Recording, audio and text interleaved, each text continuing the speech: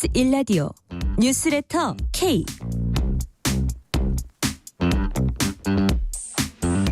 안녕하십니까. 뉴스레터 K KBS 김용준 기자입니다.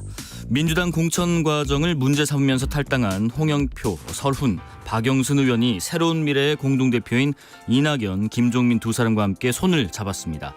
이러다 보니 총선 경선에서 대거 탈락한 비명 또 친문계 인사들의 합류 여부에도 관심이 모아지고 있는데요. 여야 각 당의 보좌관들의 눈으로 정치 현안을 살펴보는 보좌하니까 코너에서 자세히 살펴보고요. 신입생이 1명인 초등학교가 전국에 150곳이 넘는다고 합니다. 다문화 가정 신입생들이 절반을 넘는 학교도 적지 않다고 하는데요. 달라진 초등학교 입학 풍경, 뉴진수 코너에서 교육 현장에 계신 두 선생님 모시고 자세한 이야기 나눠보겠습니다. 문자 샵 9730, 짧은 문자 50원, 긴 문자 100원, 어플리케이션 콩으로 보내시면 무료입니다. 유튜브 KBS 1라디오 계정 채팅으로도 이야기 나눌 수 있고요. 문자 보내주시면 추첨 통해서 커피 쿠폰 보내드리겠습니다. 여러분의 이야기도 많이 들려주십시오. 뉴스레터 K 지금부터 시작합니다.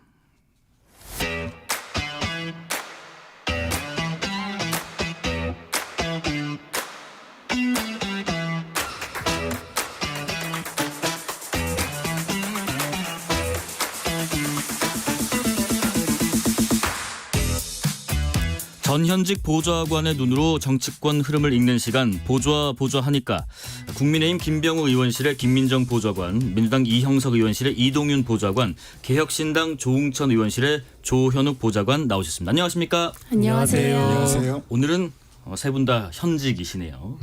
자, 민주당 이형석 의원실의 이동윤 보좌관님 오늘 처음 나오셨는데 네. 청취자 여러분께 인사 말씀 간략히 또 소개도 부탁드리겠습니다. 예, 반갑습니다. 이동윤 보좌관 인사드립니다. 저는 18대 국회부터 쭉 민주당 보좌진으로 일을 하고 있고요. 현재는 이형석 의원실을 보좌관으로 있고 31대 민보협 회장, 네. 여기 접수계에 계신 조현욱 보좌관 전후 회장을 했었습니다. 첫 방송이라 살짝 긴장되는데 네. 잘 따라가 보겠습니다. 네네. 제가 방송 전에 여러 민주당의 이제 보좌관 분들하고 통화했더니 이동윤 보좌관 걱정 없네 오늘 방송 이러시는데 기대하겠습니다. 근데 말씀하신 것처럼 세 분이 일단은 현재 국민의힘의 보좌진 협회장 그리고 전직 두 분은 민주당의 보좌진 협회장. 저는 전직 학생회장. 세 분 다 회장이시고 이동윤 보좌관님 예. 보좌진 협의회장의 역할이 뭔지 청취자분들께 간략히 설명해 주실까요? 뭐 기본적으로는 당내에 뭐 보좌진 협의회 구성을 하고 있어서 네. 당에 이제 저희 의원실에 있는 보좌진들의 네네. 뭐 처우 개선이라든지 그다음에 여러 가지 민원도 청취하고요. 네네. 그다음에 이제 국회 구성원이자 각 당의 구성원으로서 당내 정치 현안이나 그다음에 정치 입장에 대해서도 바뀔 수도 있고 네네. 그렇게 활동을 하고 있습니다. 자, 오늘은 또 공교롭게 이런 주제로 소주제로 얘기를 좀 나눠볼까 하는데요. 일단은 개혁신당의 조응천 의원께서는 남양주 갑에 출마 예정이시고 김민정 보좌관께서 보좌하고 계셨던 국민의힘의 김병우 의원 또 이동윤 보좌관께서 보좌하고 계셨던 민주당의 이형석 의원께서는 안타깝게도 이번 총선에서는 본선 진출하지 못하게 되셨는데 뭐 방송 전부터 한숨을 많이들 쉬셨습니다. 그래서 오늘은 이게 어디 가서도 좀 쉽게 듣기 좀 어려운 그런 이야기들 낙천 그 이후의 이야기도 좀 들어보려고 하는데 우선은 지금 공천 결과에 좀 충격에서 회복이 되셨는지 김민정 보좌관님. 네, 뭐 아직도 지금 실감이 안 나긴 네네. 하는데요. 저희는 이제 3자 경선이었어요. 그래서 결선까지 한 끝에 이제 지난주 토요일 날 결과를 들었고요. 네. 제가 이제 대리인 자격으로 현장에서 있었기 때문에 상당히 현장에서 소위 현타가 왔습니다. 참관을 하셨나 보네요. 예, 네네. 그래서 그날은 이제 발표 지역 세 곳이 다 결선 투표했던 지역에다가 이제 현역과 신인과의 대결이었는데 네. 그날 발표한 현역 3명이 다 이제 떨어졌어요. 예, 그래서 다 또 아는 보좌진들이라서 또 마침 토요일이기도 하고 저녁 때까지 같이 밥을 먹으면서 네. 서로 다독이고 이제 뭐 때문에 졌는가 패인 분석을 했습니다. 네네. 결론은 이 시스템 공천 이거 무섭다. 그리고 그 각종 페널티와 가산점, 감산점 이거 가차 없구나. 네. 예, 그래서 이번 주말 저희 국민의힘은 또 슈퍼위크예요. 아마 한 21개 지역 경선 또는 결선 발표를 하는데요. 네네. 다 무운을 빕니다. 네. 자, 아직 조금 회복이 필요하신 것 같고 이동윤 보좌관님은요?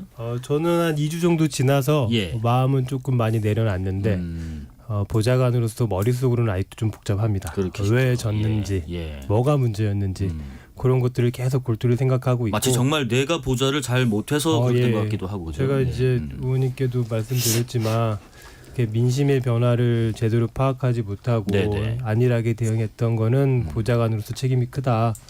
그런 점에서 죄송하다. 네. 저도 마찬가지로 결선 개표를 들어갔었거든요. 그래서 의원님께 처음으로 결과를 전달해 드리는데 이게 쉽지 않더라고요. 예. 정적이 흐르고 죄송하단 말밖에 안 나와서 저희 경선에서 져본 적 처음이고 네네. 총선도 져본 적이 처음이라서 저도 조금은 시간이 좀 걸릴 것 같습니다. 자, 그러면은 두 분보다 뭐 선배이신 조현우 보좌관께서는 과거에 유사한 경험이 있으실 텐데 그때는 어떻게 극복하셨는지 좀 노하우를 주실까요? 제가 좀 조언을 드리면은 네. 뭐 이제 뭐 직접 그 경선 이런 거 치러봤지만 네. 그러니까 뭐 선거 사실 여러 번 치러보셨잖아요. 두 분도 여러 번 치러봤는데 본선에서 선거 뭐 대통령 선거도 그렇고 총선도 그렇고 지방선거도 우리가 개입해가지고 많이 치르는데 네네. 본선에서 선거 치러가지고 졌을 때는 그렇게 충격이 크진 않아요. 왜냐하면은 선거 왜 졌는지 뻔히 알고 반성할 수 있어요. 근데 경선 졌을 때는 그 충격이 사실은 쉽게 가시지 않아요. 후유증이 더 커요. 네, 제가 4년 전에 금태섭 의원 보좌관 하면서 경선에서 패배를 했었는데 네네. 저는 아직 그 충격이 아직까지도 잊혀지지 않아요. 그러면 두 분 어떻게 네. 4년 지난다고 해서 쉽게 잊혀지지 않는다. 특히 이제 예. 지금 4년 전에 경선 생각을 해보면은 지금 그때 이제 민주당 경선을 제가 치렀었는데 지금은 개딸이라고 불리는 강성 지지층이었지만 그때는 문바락을 했었어요. 네. 그랬고 당시에 이제 정봉주 의원이 출마를 한다 그랬다가 김남국 변호사가 또 왔다가 네네. 강선우 이제 후보가 이제 와가지고 경선을 치러졌는데 진 것까지는 졌어요. 졌는데 지고 나서 뭐 위로나 격려가 있지 않았었어요. 그때 돌아왔던 거는 비난이었었어요. 네가 진 이유는 지역구 관리를 못해서 그런 거다라는. 그러니까 그 비난, 그러니까 굉장히 외로웠고, 네. 그러니까 못해서 진 거다라는 거. 그리고 다, 그러니까 뭐 그때의 트라우마가 한 4년 간 것 같아요. 지금까지도 계속 왔고. 그러니까 제가 지금 뭐 그 조금밖에 일원이었던 조응천 의원의 보좌관을 하고 현재 탈당을 해서 개혁신당까지 오게 된 이유. 그래서 생각해보면 4년 전에 경선 트라우마가 컸던 것 같아요. 예. 여러분들은 잘 극복하길 바랍니다. 3607님께서요. 보좌관님들 선거 앞두고 많이 바쁘고 힘드시겠어요. 건강 챙기면서 힘내셔야 하시고요. 그리고 5702님께서 보좌관님들은 의원님과 같은 성씨여야만 같이 일할 수 있나요? 공교롭게 모두 오늘 의원님과 같은 성씨시네요. 오늘도 보자 하니까 기대하면 잘 듣겠습니다. 저도 캐치 못했는데 7442님이 이런 말씀을 또 하시네. 경선에 떨어지면 비례대표도 못 나가나요? 하시는데요. 어렵죠. 어렵죠. 예. 네네네. 경선에 떨어지면 좀 탈당을 해도 뭐 같은 지역구도 정당법상 네. 탈당이 안 됩니다. 경선 과정을 거쳤기 때문에. 네.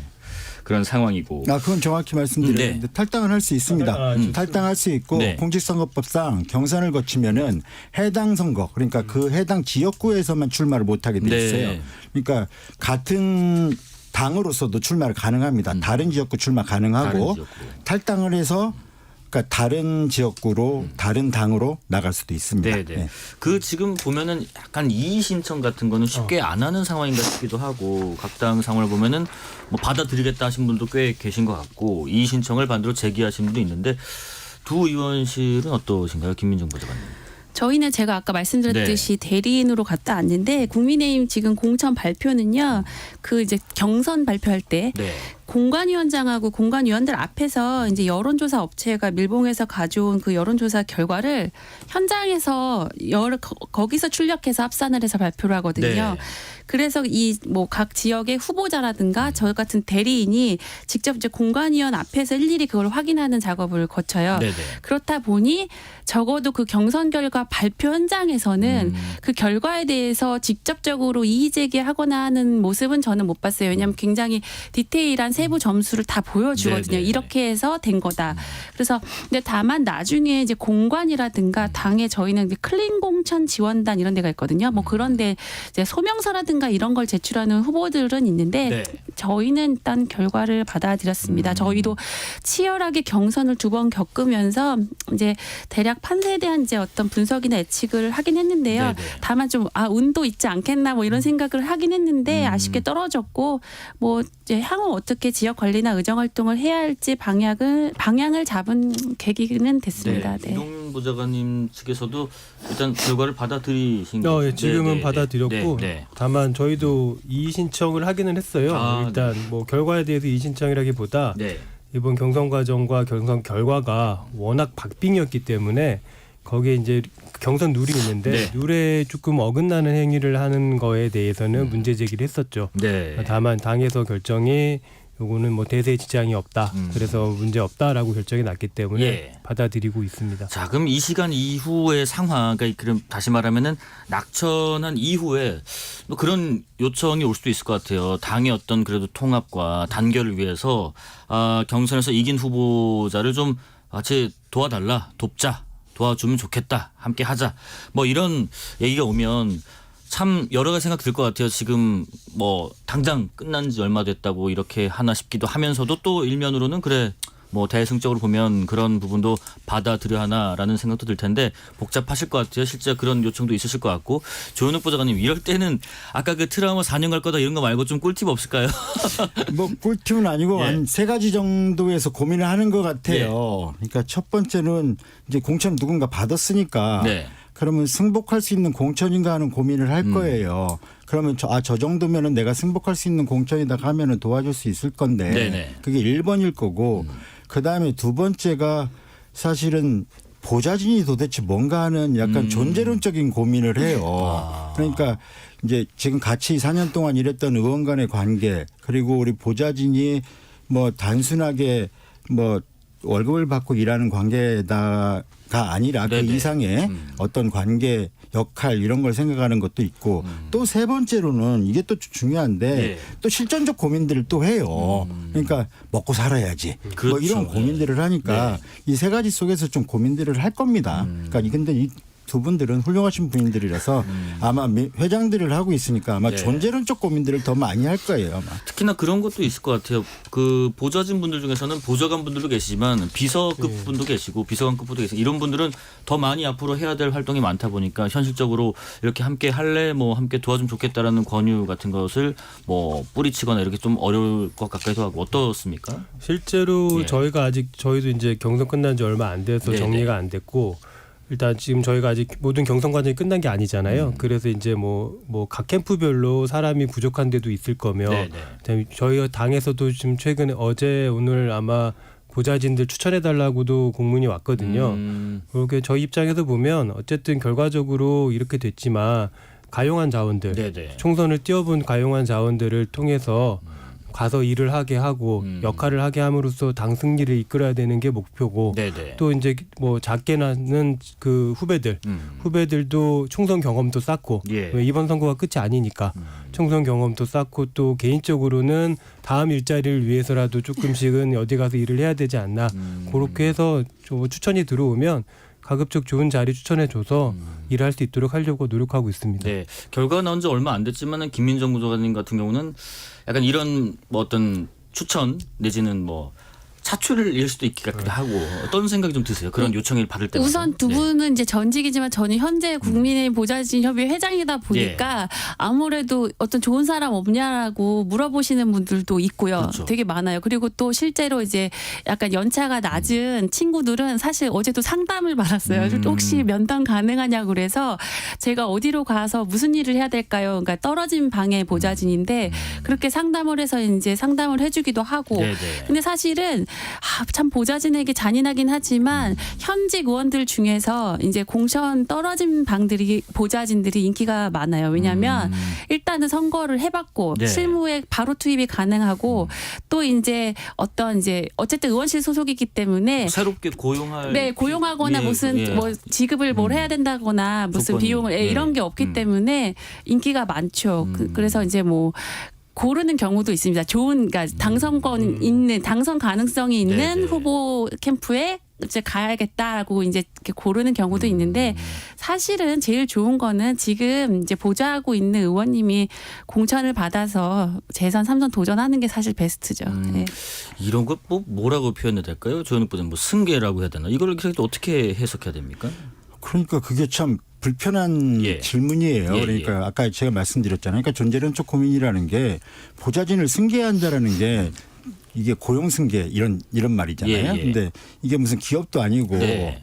이게 보좌진이 누구한테 속해 있는 이런 자산 같은 거는 네, 네. 아니거든요. 예. 그래서 그 서로 함께 같이 일을 하는 정치적 관계이기 때문에 네.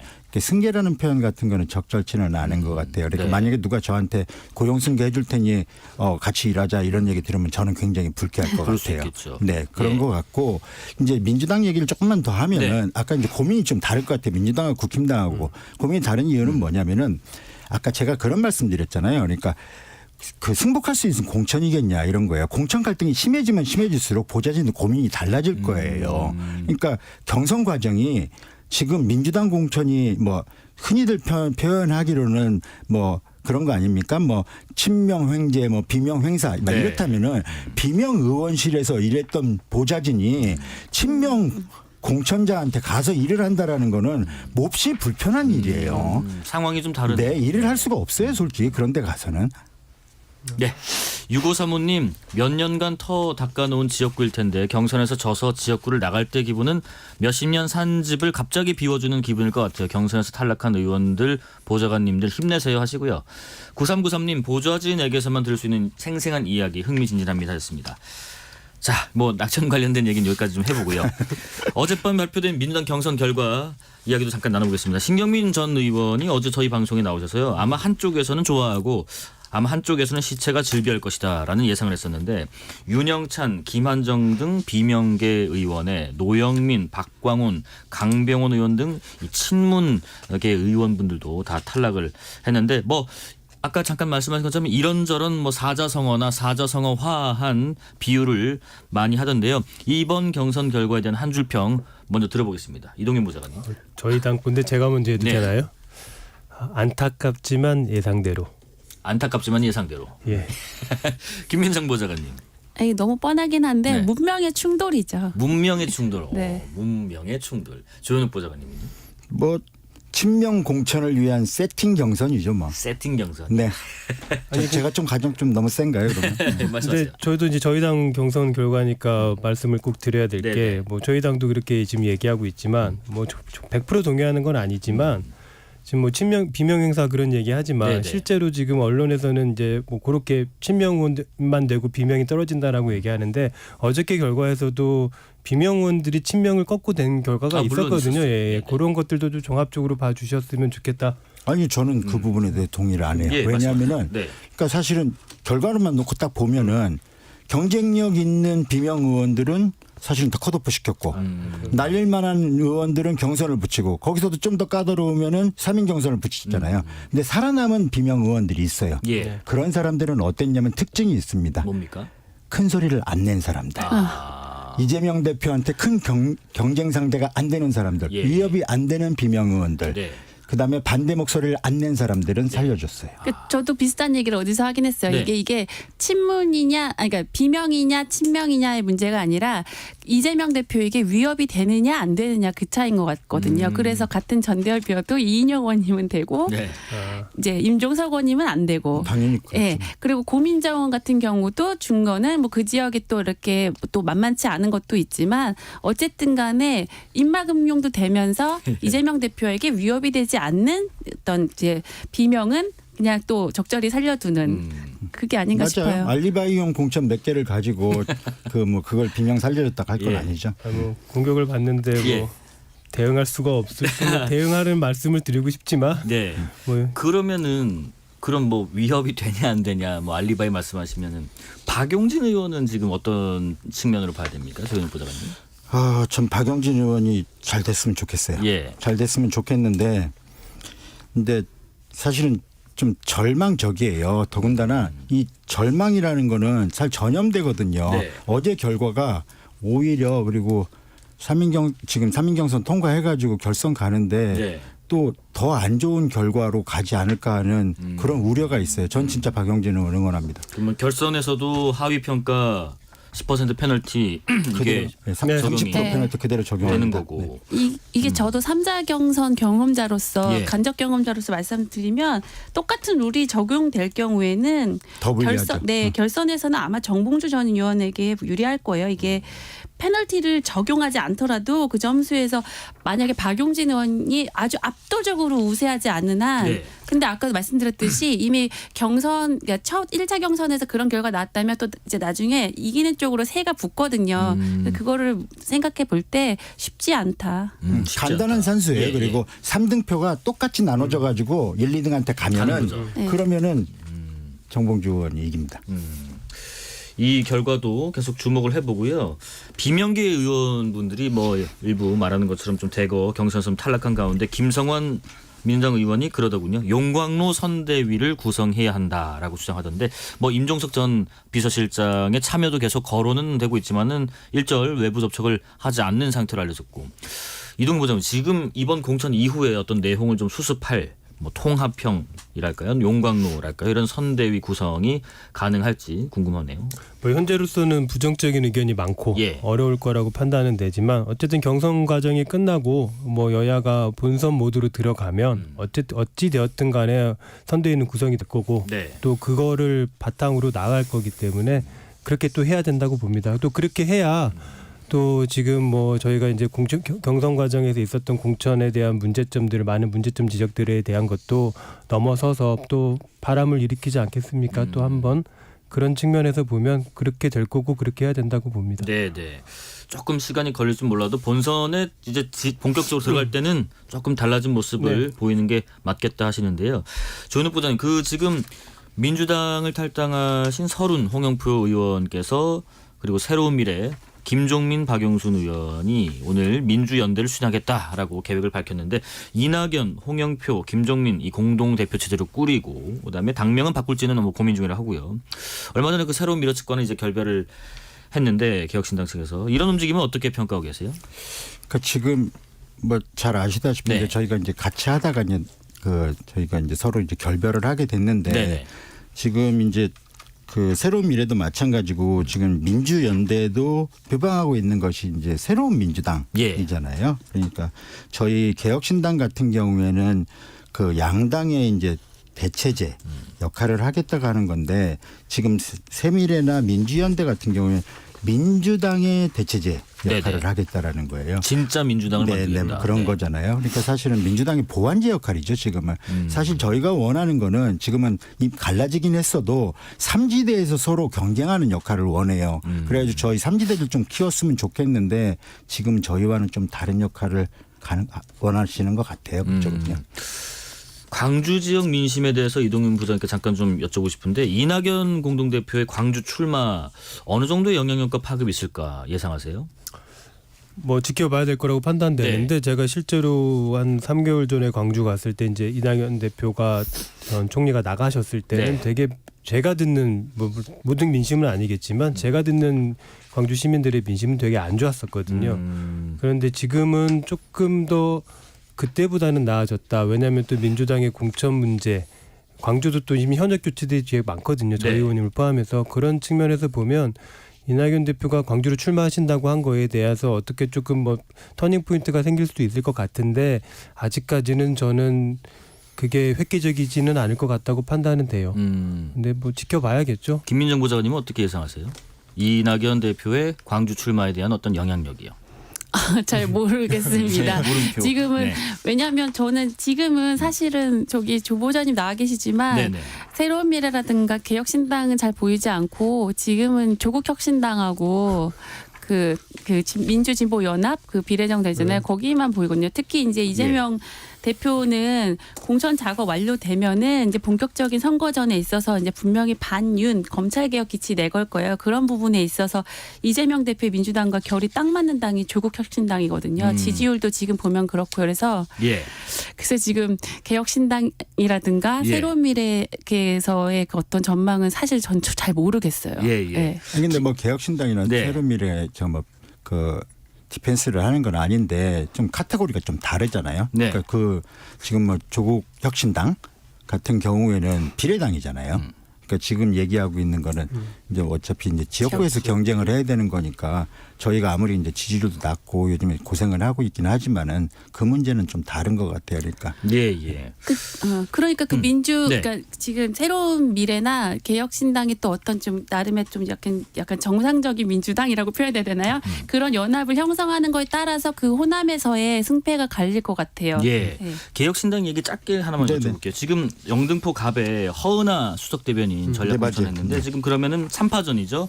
김영주 의원, 그다음에 최현일 전 영등포구청장, 그리고 허은하 수석 대변인 이렇게 돼 있는데 여기에 전략 공천한 이유를 뭐라고 생각하면 될까요? 참 뭐 예.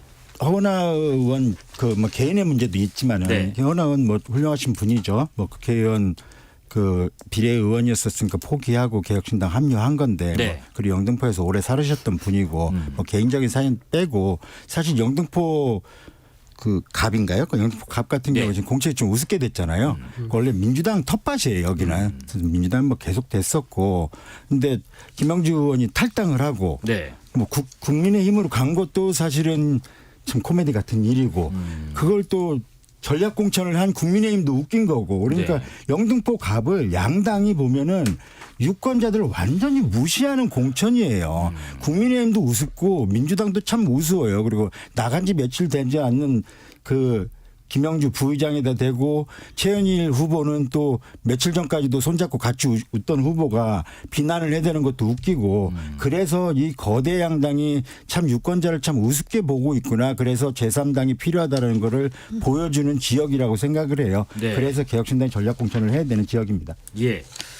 비례대표 얘기 잠깐 또 해보겠습니다. 그 비례대표 후보 공천 작업이 이제 또 이루어져야 될 텐데 각 당의 비례대표 후보 1번이 누가 될까 이런 것도 좀 궁금한 부분인데 비례대표 후보 1번의 뭐 상징성이랄까요? 뭐 흥행 측면에서 당에서 고심을 많이 할 것 같은데 실제는 어떻습니까? 김민정 부장님. 우선 제가 예. 원래 지금 김병욱 의원실 전에 윤주경 의원실에 있었는데요. 아, 네. 윤주경 의원님이 윤봉길 의사의 손녀예요. 그렇죠. 그래서 제가 기억하기로 아마 그때 당시에 아마 비례 1번으로 그러니까 이제 독립운동가 후손으로 해서 이제 네네. 영입이 되셨는데 네. 아마 민주당은 또 그때 코로나 국면이어서 그때 신현영 의원이 1번이었나요? 그러니까 그 시기와 어떤 그때의 어떤 현안에 따라서 약간 이제 비례 1번의 어떤 상징성이 조금 달라지는 것 그때는 같아요. 약간 의사, 약간 뭐 보훈 뭐 네, 이런 네, 식으로. 그런 게 있고 지금은 저는 아직은 예측을 못 하겠는데 지금 국민의 미래는 일단 이번 주 월요일부터 토요일까지 지금 신청을 받고 있거든요. 네. 그러니까 신청을 받고 이제 완료가 되면은 이제 몇 명이 신청을 했고 이런 걸 다음 주에 발표를 하든 할 텐데 주말이라든가. 예. 근데 저희 지금 뭐 한동훈 위원장이 하여튼 그냥 대놓고 얘기했잖아요. 국민의 미래는 이제 국민의힘의 그냥 비례 위성 정당이라고 천명을 했기 때문에 네. 그 관점에서 말씀드리면 지금 이제 국민의힘이나 그 한동훈 위원장의 그 중점으로 두고 있는 게 격차 해소 부분이거든요. 그래서 그런 걸 봤을 때 좀 격차 해소에 있어서 상징성이 있는 인물들을 좀 앞에 전면에 내세우지 않을까. 네. 예, 그런 생각도 듭니다. 그리고 또 이게 네. 그리고 저희가 지역구에서 좀 약간 남성 또 나이가 많은 사람들이 결국 많이 중진이 많이 됐다라는 비판이 있어서 네. 아무래도 뭐 이렇게 청년, 여성 또 이쪽도 보완을 하지 않을까 싶어요. 네. 더불어민주연합은 어떻게 비례를 예상하세요? 저희도 예측 못해요. 예. 저희도 지금 제가 오기 전에 확인해 봤는데 네. 이번 주부터 이제 서류 심사를 하고 있긴 하는데 네. 저희가 이제 지난번에 합의할 때 아마 그 연합되면서 합의할 때 비례 1번은 시민사회 후보로 하겠다고 합의가 됐었던 거거든요. 네네. 그래서 저희 민주당에서 20명을 추천하는 몫에서 나오는 게 아니라 연합 정치시민회의에서 국민 오디션 거쳐서 오시는 분 그분이 될 거라서 전혀 예측할 수가 없는데 어쨌든 비례 1번에 대한 거는 보통 여성이 지금 제가 오기 전에 보니까 예. 역대 세 번이 전부 다 거의 여성 모두 1번이 여성분이셨더라고요. 예, 예. 그래서 아까 말씀하신 것처럼 뭐 상징적으로 역할을 하실 분, 그다음에 국회의원으로서 공감과 기대가 계시는 여성분이 되지 않을까 그렇게만. 원래 여성이 1번을 홀스번을 받았죠. 네, 네. 네. 조현욱 부장님께 이 질문 마지막 드리고 마무리할게요. 지금 신장식 조국혁신당 대변인이요. 지민비조 라면서 지역구는 민주당, 비례는 조국혁신당 뭐 이렇게 교차 투표를 독려하고 있는데 이번에 유권자들이요 지역구 비례정당을 각기 다르게 투표할 가능성은 어떻게 전망하세요? 그러니까 이게 지금 보면은 완전 코미디예요. 그러니까 연동형 비례제 취재가 그러니까 다당제 그리고 뭐 소수 정당의 국회 진출을 보장하자라는 건데 네네. 이게 지금 정상 정당이 없어요. 다 비정상 정당이잖아요. 어떤 정당은 지역구만 내고 어떤 정당은 비례대표 후보만 내는 거잖아요. 네. 이번 총선에서 지역구 후보하고 비례대표 후보를 동시에 내는 정당은 아마 개혁신당, 그다음에 정의당 뭐 이런 당밖에 없는 것 같아요. 다들 네. 무슨 뭐 단세포생물 아무에바도 아니고 이게 무슨 이 총선을 도대체 어떻게 만들려고 하는지 모르겠어요. 그러면서 자신 있게 우리는 비례만 내니까 비례는 우리 찍고 우리는 지역구만 내니까 지역구는 우리 찍어요. 이런 총선을 만든다라는 거는 아마 전 세계적으로 이렇게 창피한 선거를 치르겠다라는 게 네. 이게 저는 이 변호사 아니십니까? 신장식 변호사? 진보적이라시는 분요. 예. 어떻게 이런 말을 할 수 있는 저는 이건 논하고 싶지도 않아요. 솔직히. 알겠습니다. 선거를 어떻게 이렇게 비정상적으로 치르려고 하는지 모르겠어요. 정말. 제3지대의 목소리까지 들어봤습니다. 여기까지 말씀 듣겠습니다. 지금까지 국민의힘 김병우 의원실의 김민정 보좌관, 민주당 이형석 의원실의 이동윤 보좌관, 개혁신당 조웅천 의원실의 조현욱 보좌관이었습니다. 고맙습니다. 네, 감사합니다. 실시간 교통정보 알아보겠습니다. 교통정보센터 유하영 리포터 나와주세요. 네, 이 시각 교통정보입니다. 퇴근길 정체가 빠르게 늘었습니다. 수도권 제일순환고속도로 판교에서 구리 방향, 광암터널에서 강일까지 정체고요. 경부고속도로 부산 방향 한남에서 서초까지 밀리고 신갈 분기점에서 수원까지 정체입니다. 이후로 원활하다가 북구미 요금소 부근 1, 2차로에서 사고 났습니다. 주의하셔야겠고요. 더 가서 북대구 부근 갓길에서도 고장난 차를 처리하면서 주변으로 3km 정체입니다.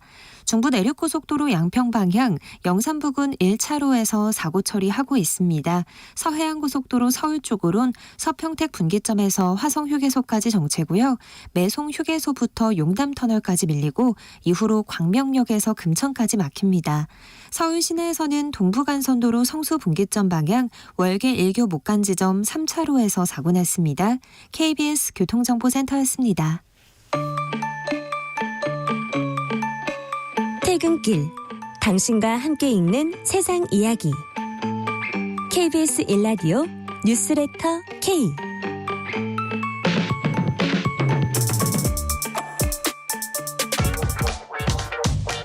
뉴스의 진수를 보여주는 인터뷰 뉴 진수 뉴스의 진수를 보여주는 인터뷰 뉴진수. 이번 주는 대부분 학교들이 개학을 했습니다. 그런데 교실 풍경이 사뭇 다르다고 하네요. 초등학교 1학년 입학생이 딱 한 명인 학교도 있고요. 심지어는 입학식이 열리지 못한 학교도 전국에 150곳이 넘는다고 합니다. 또 어느 학교는 학생 10명 중 7명이 다문화 학생이라고 하고요. 그래서 오늘은 개학 시즌을 맞아서 달라진 학교 또 교실 풍경 이야기를 일선 교사분과 말씀 나눠보겠습니다. 전북 고창 부안초등학교 문가람 선생님 스튜디오에 나오셨고요. 인터뷰 중간에 전화 연결로 다른 교사분과도 말씀 나눠보겠습니다. 안녕하세요, 선생님. 안녕하세요. 예, 전북 고창 부안초등학교 멀리서 와주셨네요. 감사합니다. 선생님께서는 지금 혹시 담임을 맡고 계신지 아니면 다른 뭐 직책을 맡고 계신 게 있으신가요? 저는 올해는 3학에서 6학년 영어과학 전담 교사를 맡고 있습니다. 전담 교사를 맡고 계시고 네. 지금 고창 부안초등학교 전교생이 몇 명인가요? 네, 저희 학교는 전북 고창군 부안면에 위치한 네. 작은 학교인데요. 네네. 올해 신입생은 3명, 그리고 전교생 즉 1학년에서 6학년까지 총 합쳐서 17명의 학생이 있습니다. 17명이 전체 학생이고 네. 그중에서 올해 초등학교 1학년으로 들어온 신입생은 3명인 거고요. 네. 그러면 올해 신입생은 3명인데 지난해는 혹시 몇 명이었어요? 네. 작년에는 신입생이 남학생 1명이었고 또 현재 4학년에 있는 학생도 여학생이 있는데 1명이었어요. 그때도. 그러면은 작년에 1명, 지금 4학년도 1명. 1명. 네. 올해 들어온 친구들은 3명. 3명. 그러면 신입생만 봤을 때는 그나마 작년보다 올해가 늘어난 건데 네. 이게 지금 궁금한 부분이요. 유치원이나 혹시 뭐 집집마다 이렇게 선생님들이 다니시면서 우리 학교로 좀 와달라 이런 유치전도 하나요? 전 고창 지역 말고 다른 지역도 아마 그럴 것 같은데 네. 시골 학교의 경우에는 신입생 한 명 한 명이 정말 소중한 소중하죠. 상황이 되어서 여러 집을 다니면서 저희 학교에 오면 이런 점이 좋으니까 저희 학교에 보내달라 이러는 경우도 있고 네네. 또 유치원의 경우에도 유치원이 유지돼야 되기 때문에 네. 저희 유치원에 와달라 이렇게 하는 경우가 많아지고 있어요. 근데 다행히 올해 같은 경우에는 저희 학교로 오는 학생들이 3명이나 있어가지고 네. 자연스럽게 신입생이 유치가 되었습니다. 그럼 유치전에 성공을 했다고 네. 봐야겠네요. 자, 7970님 작년 동아리 체험 수업을 하러 외곽에 있는 초등학교에 갔었는데요. 한 반에 10여 명밖에 없었고 또 다문화 학생들이 많더라고요. 선생님이 언어 소통 문제로 고민을 하고 계셨어요. 시골은 다문화 학생들이 많아지고 수도권은 오히려 학급에 과밀화로 고민이고 저출산 시대에 양극화 문제까지 심각하네 걱정입니다 하셨고요. 이 말씀 잠시 후에 좀 나눠보고요. 올해 2학년으로 올라가는 학생은 그러니까 학교에 동갑내기 친구가 뭐 없는 건데 네. 그러면 선생님께서 좀 더 각별히 선생님들이 신경을 더 쓰시겠네요. 네, 아까 말씀드린 네. 지금 말씀하신 2학년 학생뿐만 아니라 4학년 여학생도 제가 2명의 학생을 2년 동안 담임을 맡았었는데요. 사실 학교가 공부하러 오는 곳이기도 하지만 친구들과 수다도 떨고 같이 뛰어놀기도 하고 그러는 공간인데 그럼요. 가끔씩은 교실에 혼자 있는 걸 보면 좀 안타깝기도 했어요. 네. 그래서 최대한 제가 그 학생의 친구가 될 수 있도록 노력을 많이 했어요. 예를 들어 짝 활동을 할 때에는 제가 그 짝이 되어주고 모듬 활동을 할 때에는 그 모듬원이 같이 되어주고 네. 또 점심시간이나 쉬는 시간 이런 때에도 최대한 학생과 많이 교류를 해서 학생이 혼자라는 기분이 들지 않도록 노력을 해주었고요. 네. 올해는 다른 선생님들이 지금 2학년, 4학년 맡고 계신데 자식처럼 때로는 친구처럼 또 선생님 따뜻한 마음을 물심양면으로 해주시면서 학생들이 즐겁게 생활할 수 있도록 해주시고 계십니다. 네. 이게 이제 개인 교사 차원이 아니라 혹시 학교 차원에서 뭐 학생을 위해서 특별히 뭐 배려하는 게 궁금해요. 예를 들면 아까 유치전을 말씀하셨는데 그럼 뭐 예를 들면 장학금을 준다든지 뭐 그런 것도 있나요? 네, 장학금의 경우에는 올해는 신입생을 대상으로 예. 한 학생당 20만 원씩 지원이 되었고요. 이거는 그 지역사회 차원에서 지원을 네. 해주시기로 먼저 말씀을 해주셔서 지원이 되었고 또 그것뿐만 아니라 학생들이 학교 다닐 때 필요한 가방이나 학습 준비물 이런 것들이 충분하게 지원이 되고 학생들이 필요한 경우에는 선생님들이나 학교 차원에서 충분히 그런 부분들이 제공되고 있습니다. 입학하자마자 장학생이 된 거네요. 그렇죠. 참 이런 아이디어도 지역사회에서 같이 이렇게 내고 계시고 1학년 신입생이 없는 그 초등학교가 전국적으로 좀 늘고 있다는데 고창을 포함한 전북 지역 역시 예외가 아닐 것 같은데 학령 인구의 어떤 감소 상황, 체감상은 어느 정도로 느끼세요? 네, 학령 인구 감소 예. 상황이 저는 정말 피부로 느껴지고 있는데 제가 2020학년도에 발령이 났었는데 네. 일단 저희 학교만 보더라도 그 당시에 저희 학교가 전교생이 30명이 넘었어요. 근데 4년 사이에 벌써 17명. 반절로 뚝 예. 떨어진 그 저희 학교만 봐도 그게 체감이 되고 고창 지역의 다른 학교를 보더라도 신입생이 없는 학교도 점점 많아지고 네. 저희 옆 학교인 봉암초등학교만 보더라도 전교생이 8명이라고 하더라고요. 그리고 전북 지역의 군 단위 지역뿐만 아니라 전주, 익산, 군산 시 지역의 경우에도 학생 수가 점점 줄어서 네네. 학급 수가 줄고 또 제가 찾아보니까 네. 23년 기준에 60명 이하 소규모 학교가 전체 770개 학교 중에 307개라고 해요. 그러니까 거의 40%에 육박하는 걸 보면 네네. 학령 인구 감소 상황이 정말 심각한 것 같습니다. 그렇습니다. 그 이렇게 학교에 뭐 8명, 17명 이렇게 전교생이 있으면 되게 뭐 잘 모르시는 분들은 그 합치면 되는 거 아니야 하는데 그렇지가 않거든요. 가까운 거리가 아닐 수도 있고요. 또 각 여건마다 다를 수 있고요. 1788님. 제가 학교 다니던 60년대에는 한 명에 80명씩 3교대를 했는데 요즘은 한 반에 80명씩. 요즘은 아이를 정말 안 낳는구나 실감이 나네요. 4222님. 신입생들이 점점 없어지다니 안타깝습니다. 왜 이렇게 된 건지 대책이 시급하다 하셨고요. 5737님. 새 학기마다 학교가 신입생들을 북적이는 일이 이제 없다니 달라진 풍경에 적응이 안 된다고 하시고요. 여기서 잠깐요. 예고 드린 대로 다른 학교 현장 목소리도 좀 들어보겠습니다. 요즘에 그 우리나라의 다문화 가정이 상당히 많이 늘었는데 자연스럽게 교실에도 다문화 학생들도 늘어났겠죠. 이 학교는요. 다문화 학생 비율이 올해 70%를 넘었다고 합니다. 서울 대동초등학교 교장이신 김선희 선생님입니다. 교장 선생님 안녕하세요. 안녕하십니까. 네. 지금 제가 잠깐 보니까 대동초등학교 같은 경우는 1980년에 개교를 했고 영등포구 서울의 대림동에 있는 학교인데 다문화 학생 비율이 70%가 넘는다고 들었는데요. 교장 선생님께서 잠깐 학교 소개를 좀 해주시겠어요? 네. 예. 우리 서울 대동초등학교는 영화 범죄의 도시 1편 촬영지로 유명한 대림 중국시장 상권 바로 옆에 있는 서울의 대표적인 다문화 밀집 지역에 위치하고 있습니다. 네네. 대부분이 중국계 외국인 가정으로 이중 국적을 포함하면 70%가 넘는 약 80% 이상의 다문화 학생으로 구성된 대한민국의 대표적인 다문화 학생 초밀집학교입니다. 지금 대동초등학교는 그러니까 대한민국 하나의 국적만 가지고 있는 학생들이 오히려 소수인 것 같은데, 그러면은 아까 중국계가 대부분이라 하셨지만은 국적이나 출신은 좀 대체로 어떤지 궁금하네요. 네, 한 2020년까지만 해도 400명 이상의 학생 수, 즉 또 한국 학생들이 많이 있는 학교였는데 네. 그 이후에 중국계 학생들이 많이 들어오면서 오히려 한국 학생들이 기피하여 현재는 360명 정도의 재학생이 머물고 있고요. 다문화 학생 비중은 아까 말씀드린 것처럼 80%에 육박하고 있습니다. 네. 다문화 학생이 한 90% 이상이 중국계가 많고요. 네. 그 외에 베트남, 필리핀, 캄보디아, 네팔, 우즈베키스탄 학생이 소수 있습니다. 아, 그렇군요. 좀 다양하게 있지만 그래도 중국계 학생들이 대부분인 것 같고, 학생들 중에서 혹시 우리나라 말이 조금 서툰 학생들도 있는지 궁금해요. 대다수 학생들이 한국어가 매우 서툽니다. 아, 그렇군요. 네. 대부분의 다문화 학교에서 겪는 가장 큰 어려움이 바로 이 한국어 의사소통 문제일 것입니다. 네네. 코로나 팬데믹 이후 중도 입국하는 이중 가족들의 경우 한국 사회에 대한 준비 없이 그냥 들어오는 형편이어서 네. 한국 사회에 대한 안내, 한국어 습득 능력이 시급한 문제인데 특히 아직 어린 초등학생들의 경우에는 알아듣지도 못하는 한국어 교실에서 한국어 선생님께 한글 교과서를 보면서 하루 종일 의자에 앉아 있어야 하는 현실이 네. 저희와 같은 다문화 학생 밀집학교의 가장 큰 고민이자 당면 과제입니다.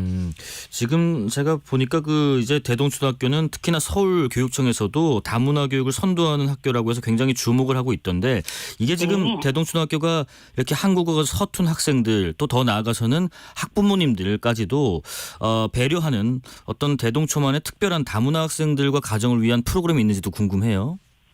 네. 우리 학교는 대표적인 다문화 정책학교로 다년간의 교육 노하우를 축적해서 네. 여러 가지 다른 학교와는 다른 프로그램을 운영하고 있습니다. 특히 몇 가지 소개를 드리자면 네네. 저희는 일단 한국어가 서툰 학생들을 위한 다문화 특별학급이 3개 운영되고 있습니다. 이제 이 특별학급은 아이들이 이제 본학급 일반 수업에 들어갈 수 있도록 준비해주는 필수 워밍업 학급이라고 할 수 있습니다. 네네. 소수 학생으로 이루어져 있고 한국인 담임 선생님과 이중 언어 강사님이 협업을 이루어서 한국어와 한국 문화를 좀 쉽게 빠르게 익힐 수 있도록 네. 개별 맞춤 수업을 진행하고 이 특별학급에서 어느 정도 한국어를 익힌 다음에 본 학급으로 들어가게 됩니다. 네네. 그리고 또 다른 점은 저희 학교는 모든 교육과정이 다른 일반 학교에서 보기 힘든 네. 세계 시민 교육에 자연스럽게 녹아든 독특한 교육 활동으로 운영됩니다. 네네. 가장 큰 특징은 우리 학교 어린이들은 주당 2시간씩 중국어 다문화 강사의 중국어 수업을 6년 동안 체계적으로 배우고 있습니다. 아, 그렇군요. 네, 예, 예. 그리고 방학과 방과 후 활동으로 원어민 영어 캠프에 참여해서 다른 학교와는 차별을 이룬 이중 언어 강화 교육을 지금 받고 있고요. 네. 대부분의 학생들이 가정이 좀 어렵습니다. 네. 그래서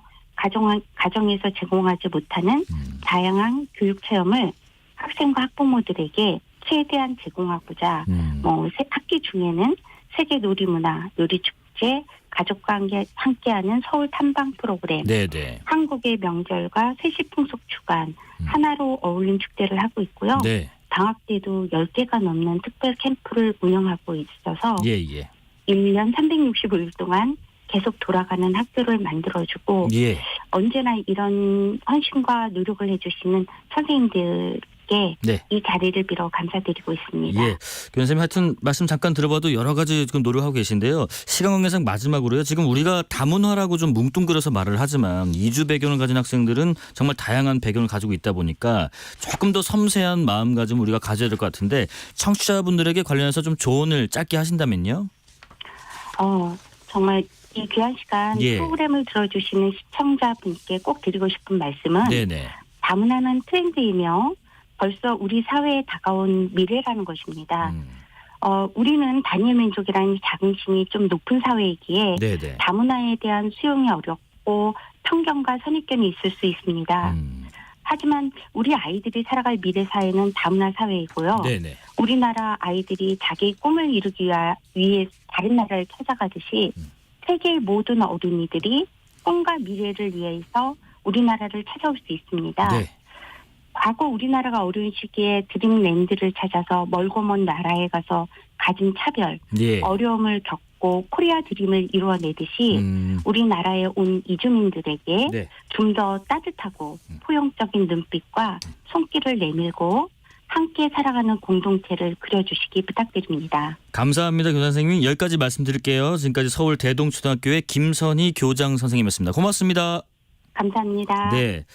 자, 우리 문가람 선생님도 같이 좀 말씀을 들으셨는데 뭐 전북 지역에도 다문화 학생들이 꽤 있을 것 같기도 하고요. 그리고 좀 앞서 말씀 나눈 것과 연장선에서 전북 지역계도 좀 학생 수가 좀 부족해서 이렇게 통합되거나 폐교되는 학교들도 있을 것 같은데 그러다 보니까 읍면에 위치한 이런 초등학교들은 학교 차원에서 어떤 신입생 확보를 위해서 다양한 노력을 기울이고 있을 것 같아요. 앞서 뭐 유치전도 벌이신다 하셨는데 간략간략하게 어떤 것들이 있을지 좀 소개를 들어볼게요. 네, 이 부분은 간단하게 정책적인 부분에서 두 가지만 말씀드리려고 하는데요. 네.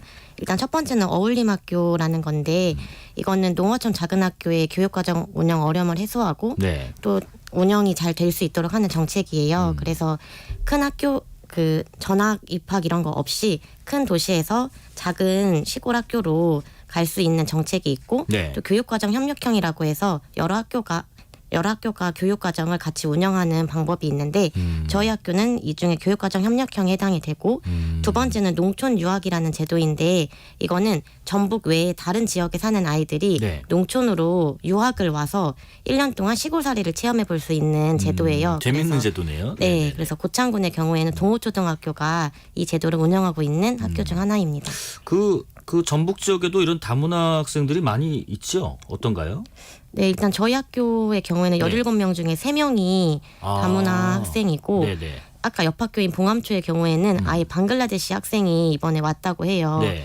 근데 아직 학년이 배정이 안 돼서 1학년 교실에 같이 있다고 하는데 이제 이런 학교뿐만 아니라 다른 그 학교에도 아예 다문화가 아닌 진짜 외국인이 있는 경우도 많아서 예. 아까 얘기했던 언어적인 부분들에서 어려움이 많다고 합니다. 0672님 저출생 문제 정말 심각하네요. 다행히 1명 이상 합격한 학교도 있는데 그 학교는 얼마나 반가울까요? 선생님도 이번 입학한 신입생들 보면서 반가우셨죠? 하시는데 당연히 반가우셨겠어요. 네. 네. 자, 이렇게 작년보다 좀 느리셨고 아까 그 다른 학교 뭐 이런 소개를 해주셨는데 부안초등학교에 네. 어떤 우리만의 현장 체험 학습이랄지 우리만의 학교의 자랑거리 있으면 이 기회에 한번 소개해 주실까요? 아, 네. 부안초는 네. 저는 정말 이런 학교가 있을까 싶을 정도로 저의 첫 교직 생활에 있는 학교지만 정말 자랑하고 싶은 학교인데 네. 일단 첫 번째로는 교육학 공동체가 모두 협력을 하는 학교예요. 그래서 학생, 학부모, 교직원 그리고 지역사회가 모두 협력하는 학교가 정말 큰 장점이고 네. 두 번째는 내실 있고 특색 있는 교육과정이 운영이 되는 점이에요. 선생님들이 모두 자기만의 특색 있는 그런 교육과정이 있고 이거를 면밀하게 분석해서 학교 교육과정이 운영이 되고요. 대표적으로 한 가지만 말씀드리면 네.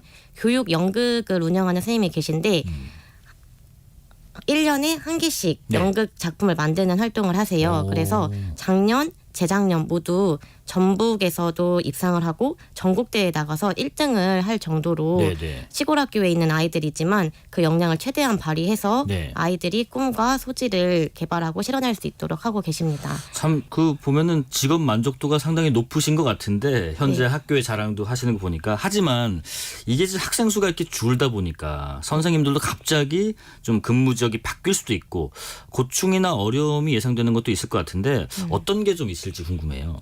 네, 이것도 제가 직접 옆에서 본 사례들을 두 가지 정도만 말씀드리면 될 것 네, 네, 같은데 네. 일단 첫 번째로 학생 수가 줄다 보니까 학생이 없으면 학급이 줄고 그럼 당연히 선생님도 줄게 되는 상황이 생겨요. 네. 그래서 그 학교에 간 지 1년 만에 다시 다른 학교에 가게 되는 상황이 생기기도 하고 또 학생이 적다 보니까 선생님도 줄어들고 하지만 선생님들이 해야 되는 업무는 그대로 그러니까 업무는 또 정해져 있거든요. 네네. 근데 그 업무를 적은 선생님이 해야 되다 보니까 선생님들의 업무 양이 너무 늘어나는 그런 고충도 생기고 또 아예 과원이 돼버리면 원치 않는 다른 지역으로 가는 경우도 있어서 네. 그러한 부분들이 선생님들이 겪는 고충이라고 볼 수 있습니다.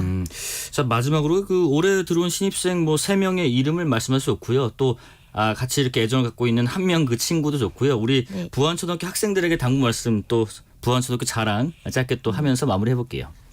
네.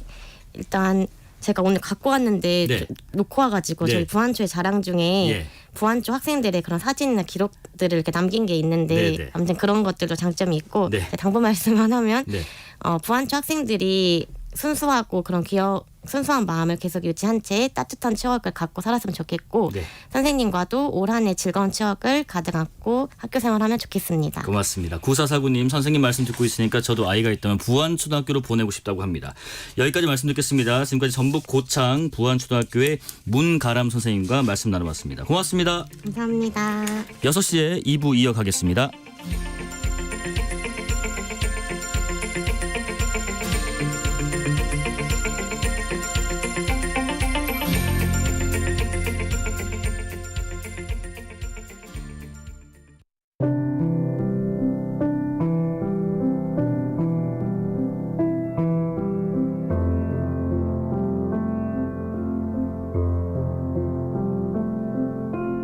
KBS 라디오 연중기획 희망충전 대한민국 576번째 이야기. 안녕하세요. 아나운서 유지원입니다.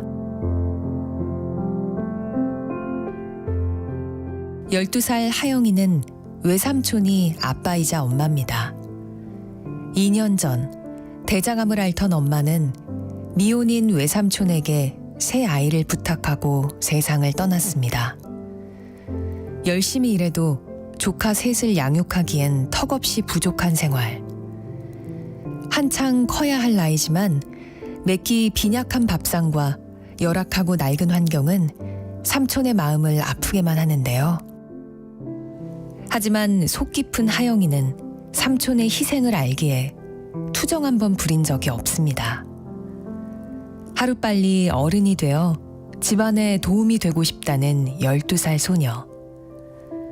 하영이 가족이 조금 더 나은 환경에서 지낼 수 있도록 여러분의 마음을 보내주세요. 여러분의 따뜻한 손길이 희망의 빛이 됩니다. ARS 060-700-1580 060-700-1580 한 통화 3,000원으로 희망을 선물해 주세요. KBS 라디오 연중기획 희망충전 대한민국은 초록우산 어린이재단, 인탑스 주식회사, 그리고 청취자 여러분과 함께합니다. ARS 060-700-1580 한 통화 3,000원입니다.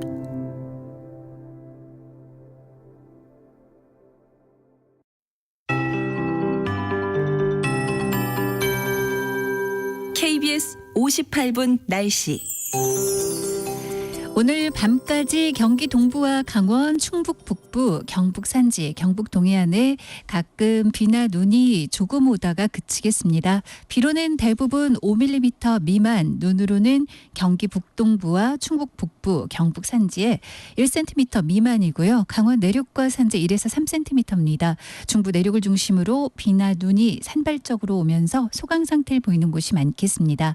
금요일인 내일은 흐린 하늘이 맑아지겠고 내일 오전부터 오후 제주 산지에 가끔 비나 눈이 조금 오겠습니다. 그 밖에 제주와 전라 해안에 빗방울이나 눈날림이 예상됩니다. 한편 내일부터는 찬 공기가 남하하고 바람도 강해지면서 체감온도가 크게 떨어져 춥습니다. 내일 아침 최저기온 서울, 세종, 대전 다시 영하권 영하 1도 예상되고요. 파주가 영하 5도, 대구, 한령은 영하 9도, 광주, 강릉, 부산 1도, 대구, 영도 등 중부지방 영하권, 남부지방 영도 안팎이고요. 내일 낮 최고기온은 서울이 6도에 그치고 세종, 광주, 대구 각각 8, 9, 10도, 부산 12도 등 전국이 5도에서 12도 분포로 바람 때문에 체감온도가 더 떨어져 내일 낮에도 대부분 좀 춥겠습니다. 이번 꽃샘추위는 일요일 낮부터 점차 누그러들 것으로 예상되고요. 수도권 충청 전북은 내일 오전에 미세먼지 농도 일시 나쁘겠습니다. 지금 서울 기온 5도입니다. 최영우였습니다.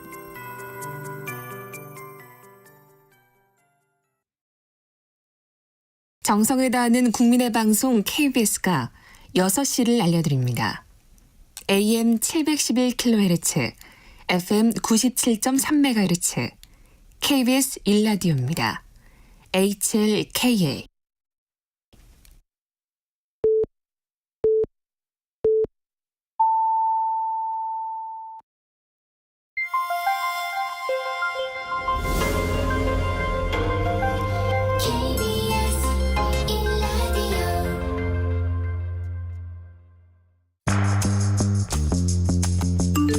여러분은 지금 퇴근길 시사편지 한 장 KBS 1라디오 뉴스레터 K를 듣고 계십니다.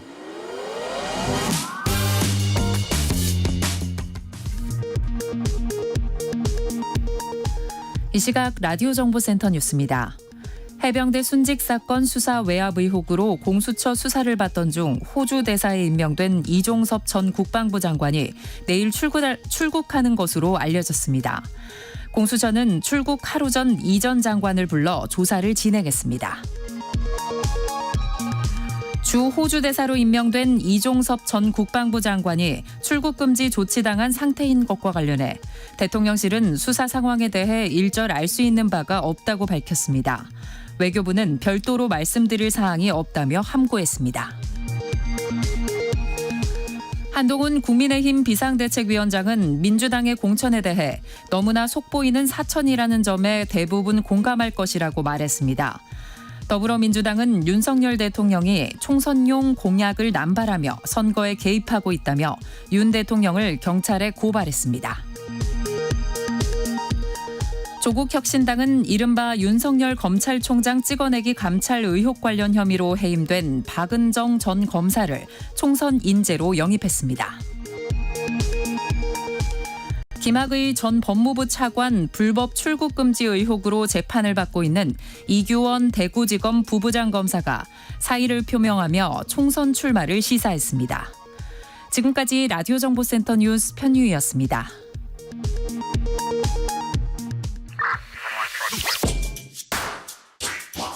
뉴스의 진수를 보여주는 인터뷰 뉴진수.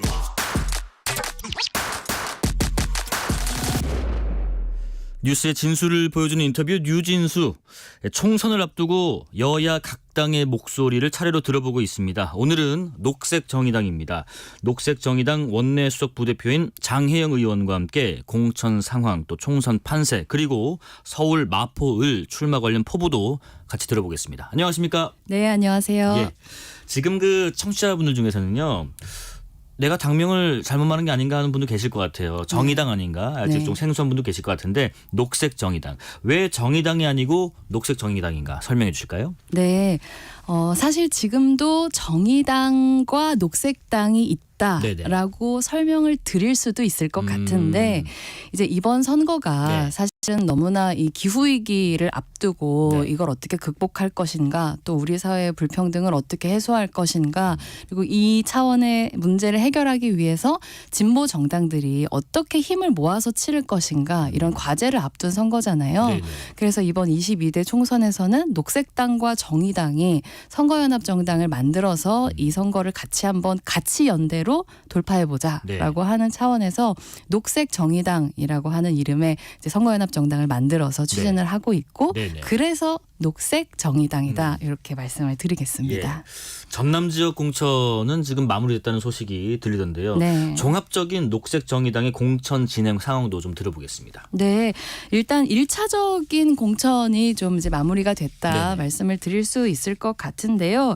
일단은 저 포함해서 11개 지역구에서 후보가 1차적으로 공천이 됐고 네. 이제 또 3월 11일까지 추가로 지역구 후보들을 좀 더 공천을 해나갈 예정이고요. 이제 비례대표 후보에 관련해서는 최근에 이 3번, 4번 경쟁 명부 선출이 완료가 됐고 1번은 이제 보건의료노조의 나순자 전 위원장님께서 이제 노동이자 또 보건과 돌봄을 대표하는 후보로 공천이 되셨고 2번은 이제 녹색당에서 오랫동안 지역에서 활동을 해왔던 청년 정치인인 허승규 네. 후보가 또 공천이 됐습니다. 지금 그 선거 연대 말씀 나온 관련 질문을 좀 드리고 싶은데 네. 지금 민주당과의 선거 연대에 있어서는 중앙당 차원에서의 지역구 연대 협상은 안 한다. 하지만 지역 차원에서 개별적인 협의는 상호 존중하기로 결정됐다라고 돼 있는데 이 우선 민주당과의 이 선거 연대 협상은 왜 중단된 거라고 이해하면 될까요? 네, 사실 민주당과의 선거 연대라고 하는 거는 민주당이 사실상의 위성 정당을 출범하면서 첫 단추가 크게 잘못 깨었다 이렇게 말씀을 드리는 게 좀 정확하지 않을까 싶은데요. 네.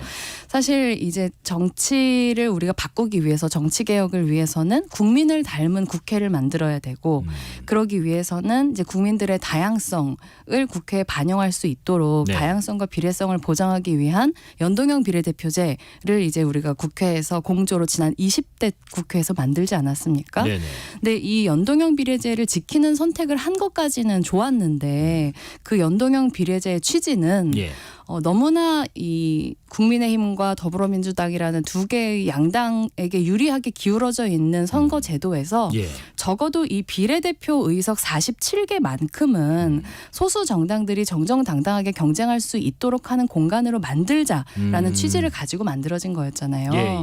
근데 그 공간을 양당이 다시 치고 들어오겠다. 라고 하는 것이 이 위성정당 프로젝트의 핵심이기 때문에 민주당이 이 위성정당을 만들겠다고 하는 순간 이제 민주당과의 정치개혁을 위한 연대는 첫 단추부터 큰 손상을 입었다. 이렇게 말씀드릴 수 있는 거죠.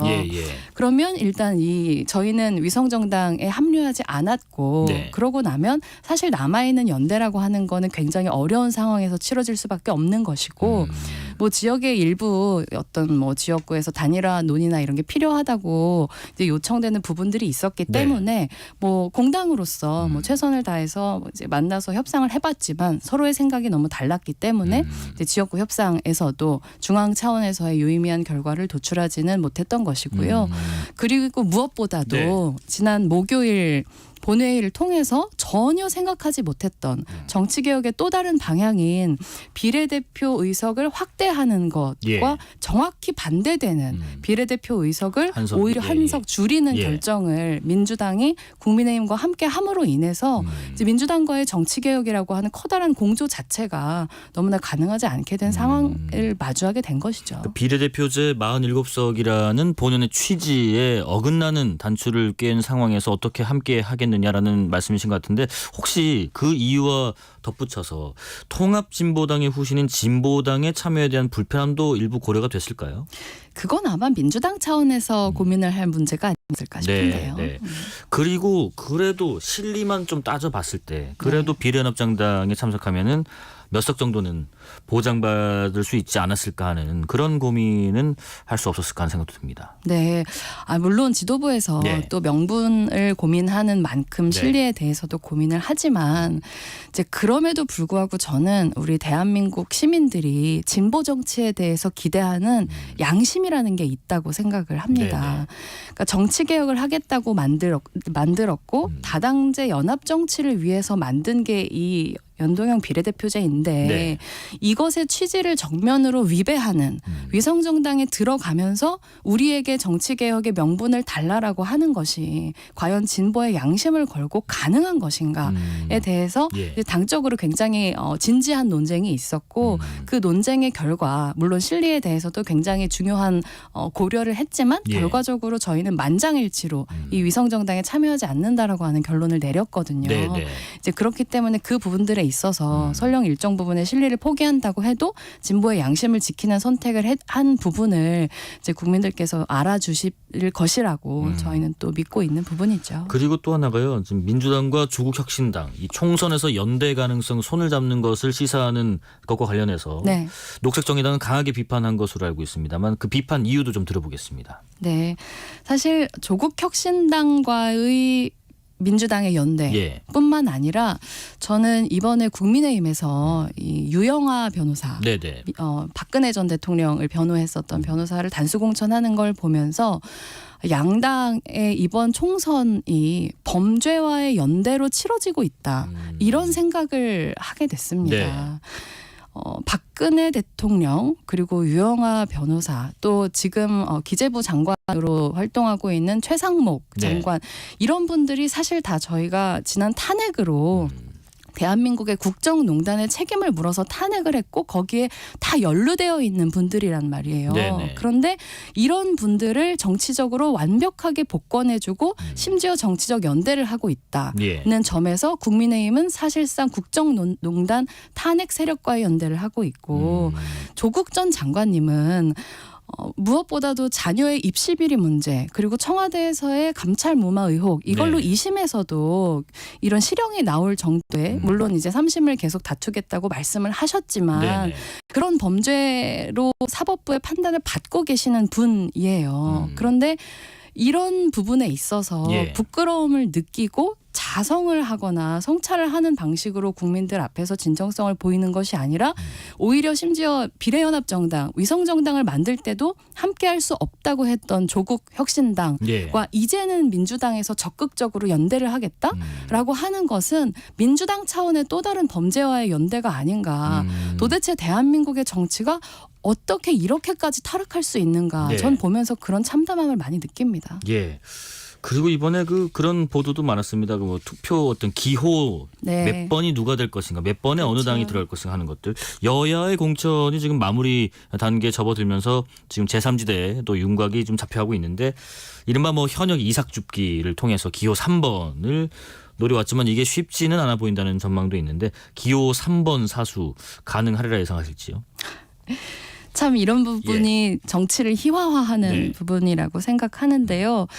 지난 21대 총선에서 위성정당 만들 때도 양당에서 의원 꺼주기 하면서 조금이라도 위성정당들에게 앞번호를 부여하기 위해서 자당의 의원들을 파견하는 방식으로 앞번호들을 이제 탈환했죠. 사실상 도둑질이라고 할 수 있죠. 이번에도 비슷한 일이 일어날 거라고 보는 것이 안타깝지만 현실적인 예측이 아닐까 싶습니다. 그래도 비슷할 것이다 예상을 하셨고요.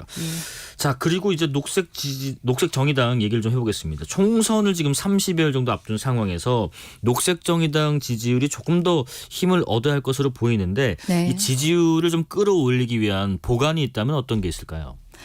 사실 지지율이 특히나 이 제3지대에 나와 있는 저희야 뭐 오랫동안 제3지대를 지켜온 대표 정당이기는 합니다만 지지율 올리기가 되게 어려운 상황 구조 속에 있는 것 같기는 해요. 그리고 그건 아마도 예전에 비해서 특히나 언론에서 이제 제3당의 정당들이 어떤 정강 정책을 보여드릴 수 있는 부분이나 혹은 이슈에 대해서 현안에 대해서 의견을 말씀드릴 수 있는 기회 자체가 많이 줄어든 것도 이제 한 몫을 하고 있다는 생각이 들어서 자주 불러주시면 감사하겠다는 말씀도 드리고 싶고요. 무엇보다 결국에는 저희가 가치 연대를 하고 있는 유일한 제3지대 정당이다라고 하는 걸 국민들께 강하게 말씀드려야 되지 않을까 싶어요. 그러니까 결국은 기후위기의 문제 그리고 그걸 심화시켜온 불평등의 문제에 대해서 진보의 양심을 지키면서 끝까지 국민들께 희망의 씨앗을 보여드릴 수 있는 정당으로 녹색정의당의 활동들을 지역에서 이제 국민들을 직접 만나 뵈면서 열심히 설득을 드려야 되지 않을까 싶고 또 제가 출마하는 지역입니다만 이제 저희가 서울에 지금 나가는 후보가 4명이 있거든요. 마포 을에 제가 있고 마포 갑에 녹색당에서 오신 김혜미 후보가 있고 또 은평에는 김종민 저희 정책위 의장이 있고 그리고 또 이제 아직 출마 선언을 안 하고 계시지만 노원 지역에서 한 분이 더 준비를 하고 계시거든요. 네. 근데 그 중에서도 저희는 기후 선거구라고 얘기를 하는 이 마포에서 어떤 승부를 보여내는가가 굉장히 중요하다. 네. 사실상 이번 선거가 과거 대 미래의 싸움이다라고 규정을 한다면 이 마포에서의 싸움이 이 미래를 위한 녹색정의당의 싸움을 국민들께 잘 보여드릴 수 있는 중요한 싸움이지 않을까. 그걸 열심히 해야 된다. 이런 말씀들 주시는 분들이 많이 계십니다. 예, 어떤 정강 정책에 대한 어필 이런 네. 것들에 대한 소구를 좀 더 많이 할 기회를 갖고 또 적극적으로 하시는 것도 중요하다고 하셨는데 네. 이런 부분도 고민되실 것 같기도 했어요. 총선 앞두고 지금 박원석 전 의원 또 네. 배복주 전 부대표 네. 그다음에 류호정 네. 의원까지 전 의원까지 이제 청년 그룹이랄까요? 잇따라 좀 당을 떠난 것도 사실 이런 지지율 관련해서 좀 부담되는 부분은 아니었을까 싶습니다. 어떻게 생각하세요? 뭐 아픈 이름들이네요. 네네. 저에게는 뭐 제3지대의 뭐 미랄들이 되어서 다른 자리에서 이제 계시는 분들은 뭐 그 자리에서 이제 국민들의 마음을 얻기 위해서 노력하고 계시다고 보고요. 네. 뭐 녹색정의당의 지지율은 녹색정의당이 잘해서 올려야 되는 부분이겠죠. 예. 자, 그럼 앞서 뭐 기후 위기도 잠시 언급하셨습니다만 조금 구체적으로 네. 이번 총선을 겨냥한 녹색 정의당이 아까 기후 관련된 어떤 그 허브도 말씀하셨는데 주요 정책은 뭐가 있을까요? 일단 전체 예. 차원에서 말씀을 네네. 드리면 사실 이제 저희 당에 이번에 7개의 정책 관련된 본부가 있고 네. 저는 아무래도 지난 4년 동안 국회 기획재정위원회에서 활동을 하다 보니까 지금 또 한계 자영업자 소상공인들 부채 문제가 정말 심각하지 않습니까? 네. 이 부분에 대해서 이제 지난주에 공약을 발표를 했는데요. 네.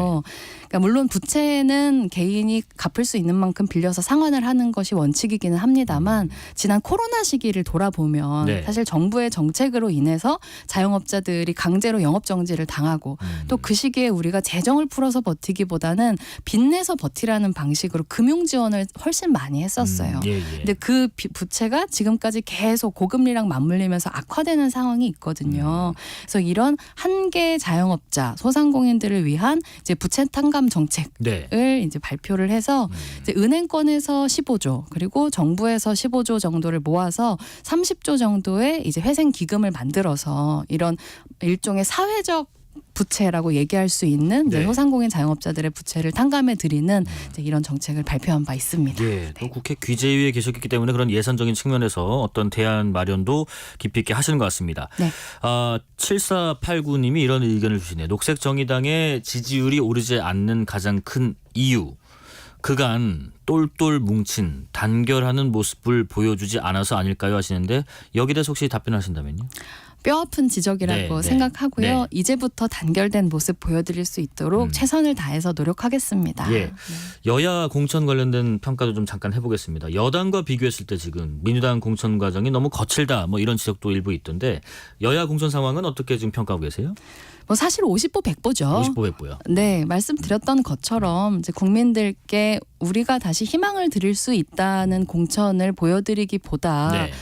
실제로 앞서서도 말씀을 드렸었지만 범죄 세력이라고 할지라도 그 손을 잡겠다. 그런 완전히 정치에 있어서 국민들이 기대하는 도덕의 최저 수준을 무너뜨리면서 네네. 오로지 이 상대 당을 공격하기 위한 최적의 조건을 갖추는 공천을 하고 있다는 점 그리고 자신들이 가지고 있는 국민들의 의구심을 계속 방탄할 수 있는 공천을 한다는 점에 있어서 뭐 대단하게 다른가라는 생각은 합니다. 네.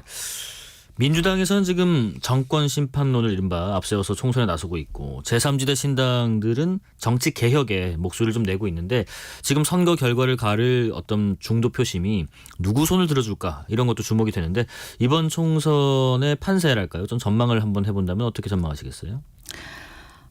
저는 예. 사실 이제 평론을 할 수 있는 위치는 아니고 네네. 아무래도 정치를 하고 또 유권자들의 마음을 얻어야 되는 정치인의 입장이다 보니까 네네. 이제 뭐 판세에 대해서 이렇다 저렇다 말씀을 드리는 것보다 네. 가장 걱정하는 것은 이런 복마전 같은 정치 때문에 국민들께서 정치 그 자체에 대해서 학을 떼시게 되는 그 상황이 사실은 가장 걱정이 돼요. 네. 유권자들께서 어차피 이번 선거에 어떤 투표를 하든 정치는 더 망가질 것이기 때문에 아예 투표장에 나가지 않으시는 이런 선택을 하실까 봐 이제 그게 가장 걱정이고 네네. 그러시지 않도록 하기 위해서 사실 사회는 역설적으로 뭐 저출생 문제부터 시작해서 네. 뭐 기후위기 심지어 국제적인 정세의 변화까지 정말 정치에 많은 역할을 요구하고 있잖아요. 그래서 그런 부분에 있어서 특히나 이번에 첫 투표를 하는 그런 청년들이 예. 희망을 잃지 않고 그럼에도 불구하고 무언가 변화를 만들어낼 수 있는 이제 그런 정치에 기대를 걸 수 있는 영역을 찍을 수 있는 투표지 위에서 내가 체크할 수 있는 그 이름 하나를 만들어 드리는 게 저희로서는 녹색 정의당의 최대 과제다 이렇게 생각을 하고 있습니다. 자, 그러면 장혜영 의원님의 이번 출마 관련된 얘기를 좀 해보겠습니다. 의원님 이번 선거 출마 지역구는 서울 마포 을입니다. 맞습니다. 오랜 시간 지금 마포 지역에 공을 들이신 걸로 알고 있는데 네. 출마의 변을 잠깐 말씀해 주시겠어요? 네. 네. 마포는 저는 지금까지는 뭐 예. 종로가 대한민국 정치 1번지다 이런 얘기들 많이 해왔는데 네네. 2024년의 정치 1번지는 마포다. 왜 그렇습니까? 왜냐하면 예. 지금의 시대 정신은 결국은 다양성으로 나아가고 있고 누가 기후위기 문제를 해결할 것인가 그리고 이렇게 지겹게 반복되는 과거와의 정치를 결별하고 어떻게 미래로 갈 것인가로 규정되고 있다고 생각을 해요. 네네. 그렇다면 이제 저는 마포가 기후 정치의 1번지.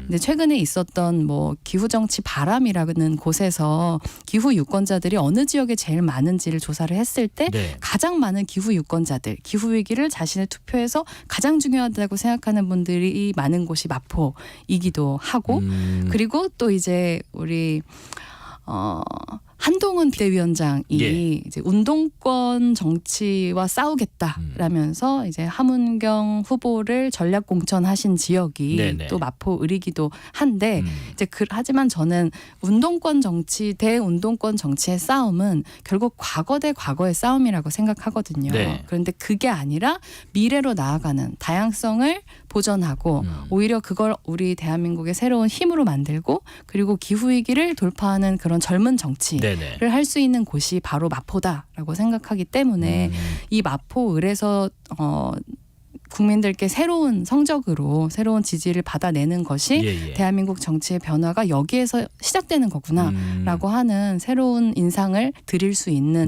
격전지라고 생각을 해서 마포 을도 그리고 마포 갑도 이제는 둘 다 포함해서 대한민국 정치의 1번지로 만들겠다. 네. 그게 이제 저의 이번 마포 을 출마의 포부입니다. 예, 기후위기의 중심 말씀하시니까 그게 떠오르네요. 지금 며칠 전에 저희 방송에 그 국민의힘의 함은경 네. 예비 후보께서 출연하셨는데 그 마포의 현안 중에 하나를 소각장 문제로 지적하시면서 맞습니다. 이 추가 소각장 건설 철회시키겠다고 하셨고요. 네네. 서울 시민들이 이 분담해야 된다. 맞습니다. 책임을. 이런 얘기도 하셨는데 뭐 쓰레기 양도 줄여야 한다는 말씀하셨고 공감되는 내용 혹은 좀 다른 의견 있으시면 말씀해 주실까요?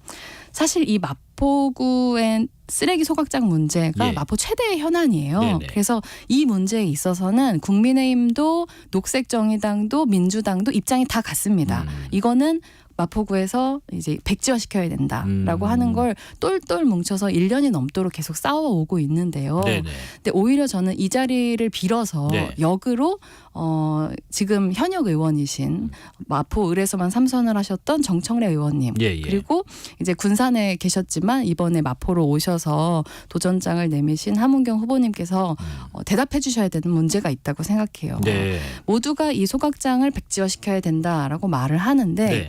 이 소각장 백지화의 배경이 되는 이제 수도권 매립지에 더 이상 쓰레기를 매립하면 안 된다는 정책은 문재인 정부 때의 정책입니다. 그러면 그때부터 지금까지 계속 민주당 안에서 굉장히 중요한 역할을 하고 현재 가장 최다 득표 최고위원을 하고 계신 정청래 의원님께서는 네. 사태가 이 지경이 되도록 도대체 무엇을 하셨는가 이 소각장 문제를 막지 않고 네네. 이것에 대해서 대답을 주셔야 되고 함은경 후보께서는 네. 사실 지역에서 오래 하신 분이 아니라 지역에 전략 공천 되신 내신 분이잖아요. 네네. 근데 이 소각장 문제를 밀어붙이고 계시는 분은 바로 서울시장, 여당 소속의 서울시장인 오세훈 시장이세요. 예. 그렇기 때문에 저는 이 함은경 후보님의 소각장 반대 입장에 무게감 그리고 진실성이 실리기 위해서는 한동훈 비대위원장 오피셜로 네네. 이 소각장 문제를 백지화하겠다는 약속을 받아내셔야 된다고 생각합니다. 그러지 않고서는 그냥 공연불에 가까워질 수밖에 없다. 네. 그래서 이 문제에 있어서 정말로 이 모든 정당들의 입장이 같다면 주민들 앞에서 공개 토론을 해서 이 문제에 대해서 제가 말씀드린 이 두 부분에 대해서 답을 해주시고 네네. 그리고 이 문제는 새 후보 중 누가 당선이 되더라도 반드시 막겠다라고 하는 걸 주민들한테 확언을 드려야 된다. 네네. 이렇게 말씀드리겠습니다. 한 분은 사과를 하셔야 되고 한 분은 진정성 있는 약속을 받아내시는 걸 보여줘야지 공허한 외침이 아닐 거란 말씀이신 것 같아요. 맞습니다. 마지막으로 이런 질문 좀 드려볼게요. 당선되시면은 재선 의원이 되시는 거고요. 국회에서 일단 어떤 역할을 맡고 싶으신지도 궁금하고 또 지금 그 지역구가 이른바 그 운동권 매치로 불리면서 주목받고 있는데 두 후보님과 비교했을 때 본인의 장점 뭔지도 같이 한번 들어보겠습니다. 저는 도전자입니다. 도전자요. 네네. 네. 마포는 너무 죄송한 말씀이지만 운동권 대 운동권의 UFC 경기장이 아니거든요. 네네. 마포에서 양당은 운동권과 싸울지 모르지만 혹은 뭐 모르겠어요. 정청래 의원님은 이걸 어떻게 규정하시는지는 모르겠지만 예. 마포 주민들은 소각장과 싸우고 있습니다. 마포 주민들은 일하는 사람을 원하고 일하는 도전자를 원하고 제가 그 적임자로서 마포 주민들을 대표해서 일할 수 있는 최선의 승부를 해보겠다라는 말씀을 드리고 싶고요. 네네. 제가 재선 의원이 될 수 있다면 사실 우리 사회에 지체되어 있는 사회 개혁들이 굉장히 많이 있습니다. 예. 불평등 문제부터 시작해서 기후위기 문제까지 하다못해 21대 이제 국회가 반드시 풀어야 되는 것 중에는 헌법재판소가 얘기했었던 낙태죄 폐지의 보완 입법을 어떻게 할 것인가 4년 내내 이 문제 하나 해결하지 않은 많은 과제들이 산적해 있거든요. 네네. 그렇다면 저희가 가장 큰 정당은 아니지만 가장 일 잘하는 정당으로 이런 지체된 사회개혁들을 풀어내는 데 앞장서는 그런 역할을 하고 싶다는 말씀을 드립니다. 예, 여기까지 말씀 드려보겠습니다. 지금까지 장혜영 녹색정의당 원내수석 부대표였습니다. 고맙습니다. 감사합니다. 실시간 교통정보 알아보겠습니다. 교통정보센터 유하영 리포터 나와주세요. 네, 이 시각 교통정보입니다. 지금 서울 시내에서는 강변북로 일산 방향 동작대교에서 가양대교까지 정체고요. 올림픽대로 공항 쪽으로 동호대교에서 가양대교까지 막힙니다. 동부간선도로 의정부 쪽으론 군자교에서 상계교까지 밀립니다. 고속도로는 영동고속도로 인천 방향 북수원에서 부곡까지 막히고요. 군포에서 반월터널까지 밀립니다. 이후로 군자 분기점에서 영동선 시점까지 정체입니다. 제2경인고속도로 성남 방향 문학에서 서창 분기점까지 밀리고요. 안현 분기점에서 광명까지 속도 떨어집니다. 평택 시흥고속도로 시흥 쪽으론 조암에서 남한산 분기점까지 14km 정체입니다. 남해고속도로 부산 방향 북부산 요금소부터 덕천까지 막힙니다. KBS 교통정보센터였습니다.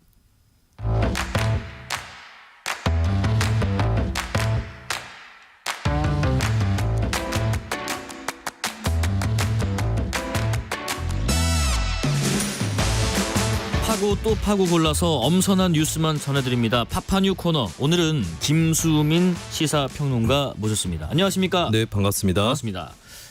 검찰이 문재인 정부 청와대의 울산시장 선거 개입 사건에 대해서 본격적인 재수사를 시작했더라고요. 네, 서울중앙지검 공공수사 2부는 오늘 오전에 세종시의 대통령 기록관에 검사와 수사관을 보내서 문재인 정부 청와대에서 생산한 지정 기록물을 확보했습니다. 네. 검찰은 조국 당시 민정수석과 임종석 당시 대통령 비서실장 등 청와대 인사들이 2018년 울산시장 선거에 개입했는지 이 여부를 확인한다는 방침입니다. 그 2018년에 울산시장 선거 개입 의혹이 이 수사한 게 벌써 5년 가까이 지났네요. 네, 그렇습니다. 2018년 6월 지방선거에서 청와대가 당시 문재인 대통령과 친분이 있는 것으로 알려졌던 네. 송철호 시장의 당선을 위해 선거에 개입했다는 의혹이었는데요.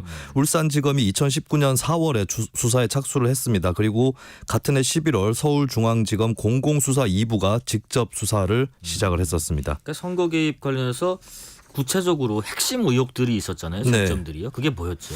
네, 크게 두 가지로 분류를 할 수 있는데요. 예. 첫 번째는 김기현 당시 울산시장에 대해서 수사를 청와대가 경찰에 지시했다라고 하는 이른바 하명 수사 의혹이 네네. 첫 번째입니다. 그리고 두 번째는 민주당 내의 경쟁 후보자에 대한 매수 의혹이었는데요.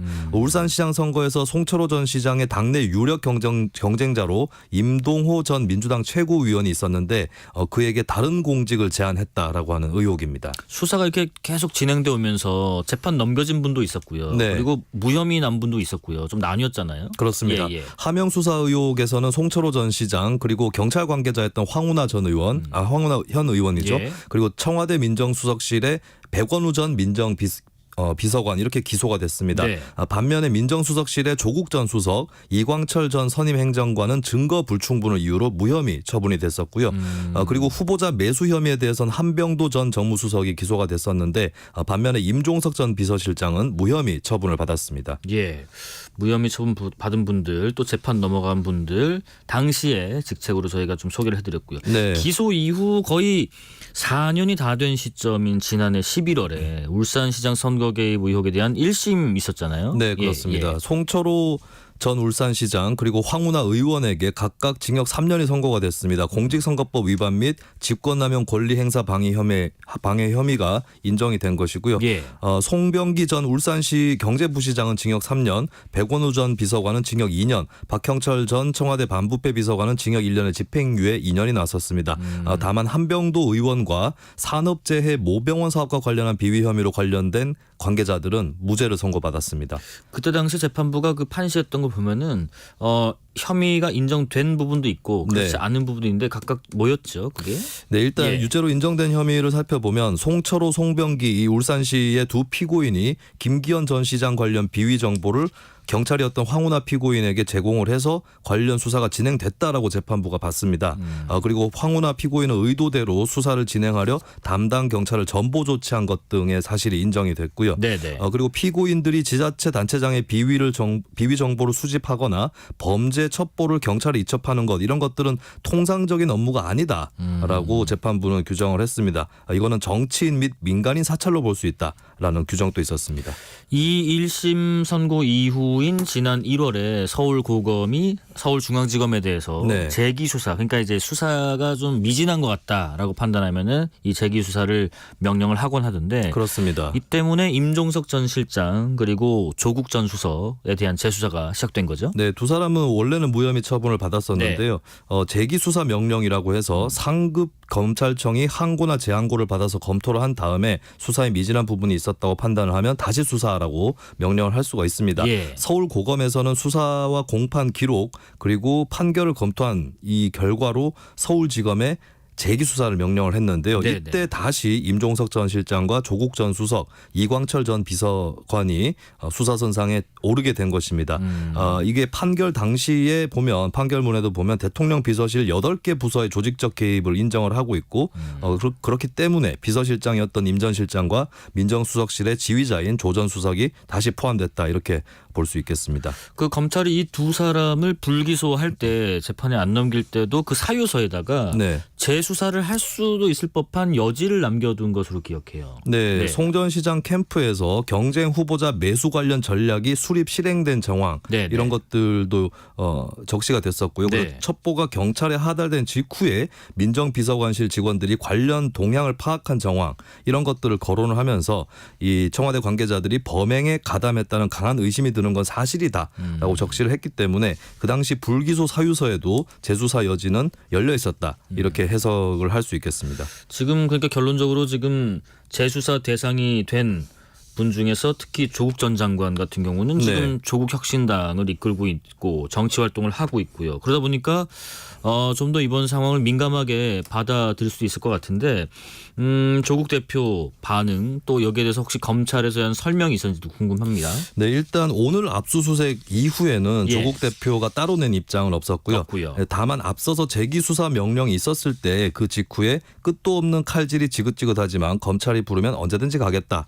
저와 관련 관련된 사실관계는 변함이 없을 텐데 의도가 무엇인지 가히 짐작이 간다라고 하면서 검찰이 정치적 의도로 수사를 한다는 취지로 주장을 했습니다. 오늘 검찰은 압수수색에 관련해서 설명을 했는데요.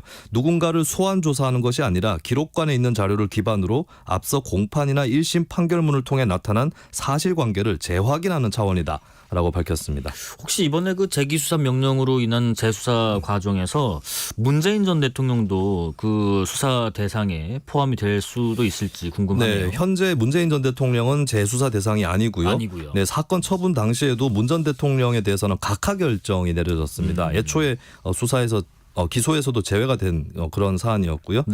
다만 이제 국민의힘에서 지난 2월 16일에 문 전 대통령이 사건을 승인 또는 묵인했는지 여부를 다시 수사해달라라고 하면서 검찰에 재항고장을 내기는 했었거든요.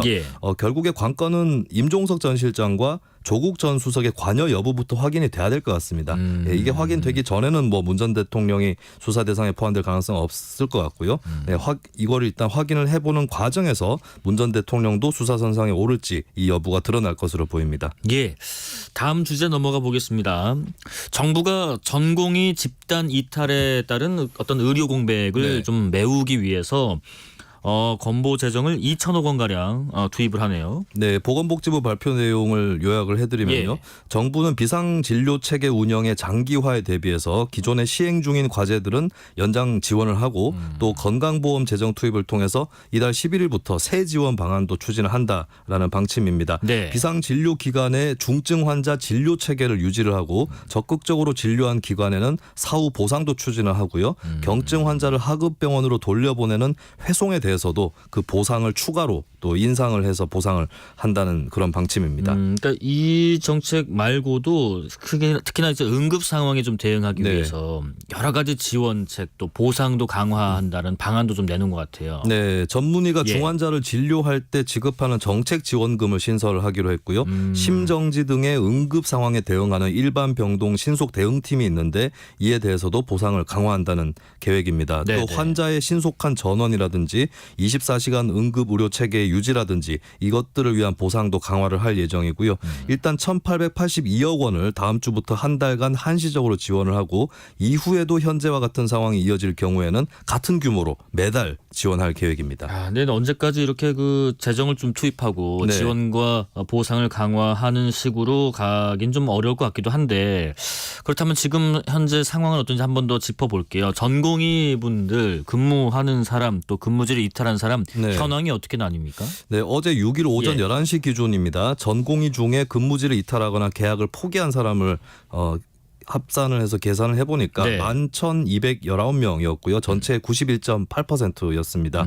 현재 몇몇 대학병원들을 보면 대전의 대학병원 종합병원 그리고 천안의 대형병원의 경우는 2명을 제외하고는 복귀한 전공의가 없고 추가 사직서 제출자도 발생을 하고 있습니다. 인천에서도 재계약을 포기한 전공의가 늘고 있는 추세고요. 다만 정부에서는 비상진료체계는 큰 혼란이 없이 유지가 되고 있고 집단행동 이전과 유사한 수준이다라고 밝히고 있습니다. 어제 6일 12시 기준으로 응급실 일반 병상 가동률은 29%, 중환자실 병상 가동률은 71% 수준이고요.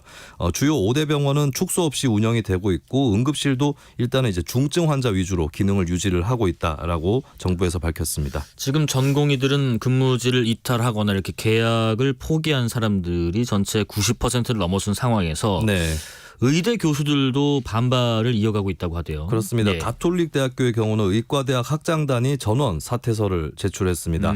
경상국립대 의대도 교수들이 보직 사직원이라든지 사직서를 제출을 하면서 정부의 의대 정원 확대라든지 또 대학 본부의 정원 확대 방침에 반발을 하고 있고요. 원광대 의대 교수들은 집단행동 가능성을 내비치고 있고 충북대학교 의과대학, 충북대 병원 교수들이 모여있는 비상대책위원회에서도 오늘 오후에 이제 정부의 의대 증원 방침을 규탄하는 기자회견을 또 예고를 했습니다. 뭐 각자의 사유로 근무지를 이탈하는 전공의들도 있지만 반면에 의료 현장으로 돌아오는 전공의들도 있는 것 같아요. 근데 각자의 생각이 있을 텐데 지금 보니까 의사들이 모이는 어떤 온라인 커뮤니티에서 이렇게 의료 현장에 복귀를 한 전공의들의 신상을 공개했는데 거기에 또 글을 약간 비꼬는 식으로 쓰기도 했다고 하고 네네. 관련해서 경찰은 또 엄정 대응 방침을 밝히기도 했고요. 네, 앞서 한 예. 커뮤니티에 전원 가능한 참의사 전공의 리스트라는 글이 게시가 됐는데요. 네. 참의사는 비꼬는 표현으로 보이고 있고요. 이 글의 내용은 의료 현장을 지키는 전공의의 소속 그리고 그 수로 추정되는 정보 등이 담겨져 있었습니다. 네. 경찰청에서는 이 현상을 두고 복귀한 전공의 등의 실명을 게시하는 행위나 협박성 댓글은 형사처벌될 수 있는 엄연한 범죄 행위로 보고 중한 행위자에 대해서는 구속 수사를 추진하는 등 신속하고 엄정하게 대응하겠다라고 밝혔습니다.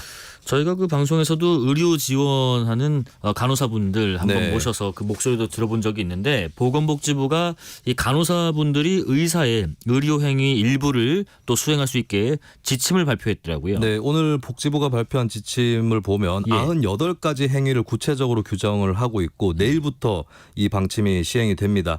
정부는 간호사의 자격을 전문 간호사, 전담 간호사, 일반 간호사로 구분해서 업무 범위를 정했는데요. 네. PA 간호사라고 불리우던 그 간호사가 바로 전담 간호사이고 이제 진료보조 간호사입니다. 그러면 내일부터는 어떤 활동들을 할 수 있나요? 네, 응급 상황에서 심폐소생술부터 가능하고요. 응급 약물 투여, 코로나19 검사, 회진 시에 입원 환자의 상태를 파악하는 것, 그리고 그걸 보고하는 것, 이게 다 간호사의 업무 범위로 조정이 가능합니다. 네. 그리고 수술 부위 봉합이라든지 수술 보조 행위 등은 전문 간호사와 전담 간호사에 한해서 허용됩니다. 할 수 있는 것도 지침이 발표됐지만 아직 간호사분들이 할 수 없는 의료 행위도 있을 것 같아요. 네, 그렇습니다. 예, 예. 대리 수술, 전신 마취, 전문 의약품 처방, 엑스레이 검사 등은 금지 행위로 정해 있습니다. 네. 대법원 판례로 이미 간호사가 할 수 없는 금지 행위들이 몇 가지가 나와 있는 게 있거든요. 사망 진단이라든지 프로포폴에 의한 수면 마취, 또 의사가 지시하거나 관여하지 않은 의료 행위 등도 같이 금지가 됩니다. 그리고 발표한 98개 행위 말고도 네. 이 의료 행위는 이제 되는지 안 되는지 좀 애매모호한 경우들이 있을 수 있는데 이런 경우에 이제 각 의료기관에서 주요 진료과, 전담 간호사, 간호부서장 등이 참여한 간호사 업무 범위 조정위원회에서 협의를 또 할 수 있도록 해두었습니다. 예, 앞서 그 말씀하신 그런 심폐소생술, 응급약물 투여, 코로나19 검사 이런 것들 네. 들어봤을 때는 할 수 있는 거구나 싶지만 대한의사협회 생각은 다르네요. 정부의 이런 간호사의 의료 행위 수행 방침에 대해서 불법 의료 행위를 양성화하는 방침이다. 해서는 안 되는 건가요? 네, 의협에서는 예. 지금까지 PA 간호사에 대한 어떤 합법화라든지 이런 것들 다 반대를 해왔었는데요. 이번에도 이제 간호사의 업무 수행 범위가 넓어지는 거에 대해서 극력 반발을 하고 있는 것이 의협의 네네. 입장입니다. 네. 주수호 의협 비대위 언론 홍보위원장은 오늘 브리핑을 열어서 제대로 자격도 갖추지 못한 PA 간호사에 의한 불법 의료 행위가 양성화되면 의료인 면허 범위가 무너지면서 의료 현장은 불법과 저질 의료가 판치는 곳으로 변질할 것이다라고 밝혔고요. 그리고 업무 범위의 조정에 따라서 네. 의료 행위에 대해 간호사들을 법적으로 보호해 줄 수 있는 장치가 하나도 없는데 간호사들이 안 할 것이다. 이렇게 허용을 해줘도 간호사들이 따르지 않을 것이다 라는 취지로 밝혔습니다. 이런 어떤 PA 간호사분들의 활동들, 어떤 제도의 범위, 또 합법화 문제 이런 것들은 앞으로도 계속해서 논란이 있을 것 같기도 하네요. 네, PA 간호사들은 현행 의료법상으로는 불법이지만 현실의 현장에서는 의사의 지시에 따라서 여러 수술 보조를 맡아왔고 또 실제로 현장에 부족한 인력을 메꿔 온 측면이 있는데요. 네. 보건복지부에서는 이번 시범 사업을 모니터링을 한 뒤에 제도화를 추진한다는 방침입니다. 그리고 어제 윤석열 대통령도 PA 간호사의 적극 활용과 법적 보호를 시사를 했거든요. 예. 이에 대해서 아까 말씀드렸듯이 의사협회에서는 강력 반발을 하고 있지만 대한간호협회는 성명을 내고 적극 지지한다라고 밝히고 있습니다. 예, 여기까지 듣겠습니다. 지금까지 파파뉴 김수민 시사평론가였습니다. 고맙습니다. 네, 감사합니다.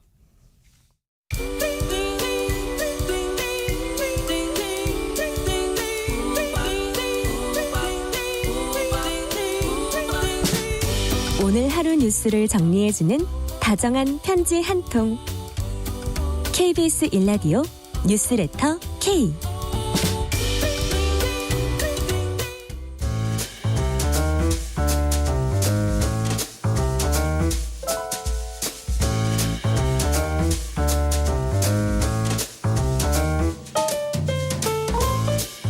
지구의 입장에서 세상을 바라봅니다. 지구적 참견 시점 프로 참견러입니다. 남종영 환경 저널리스트와 함께합니다. 안녕하십니까? 네, 안녕하세요.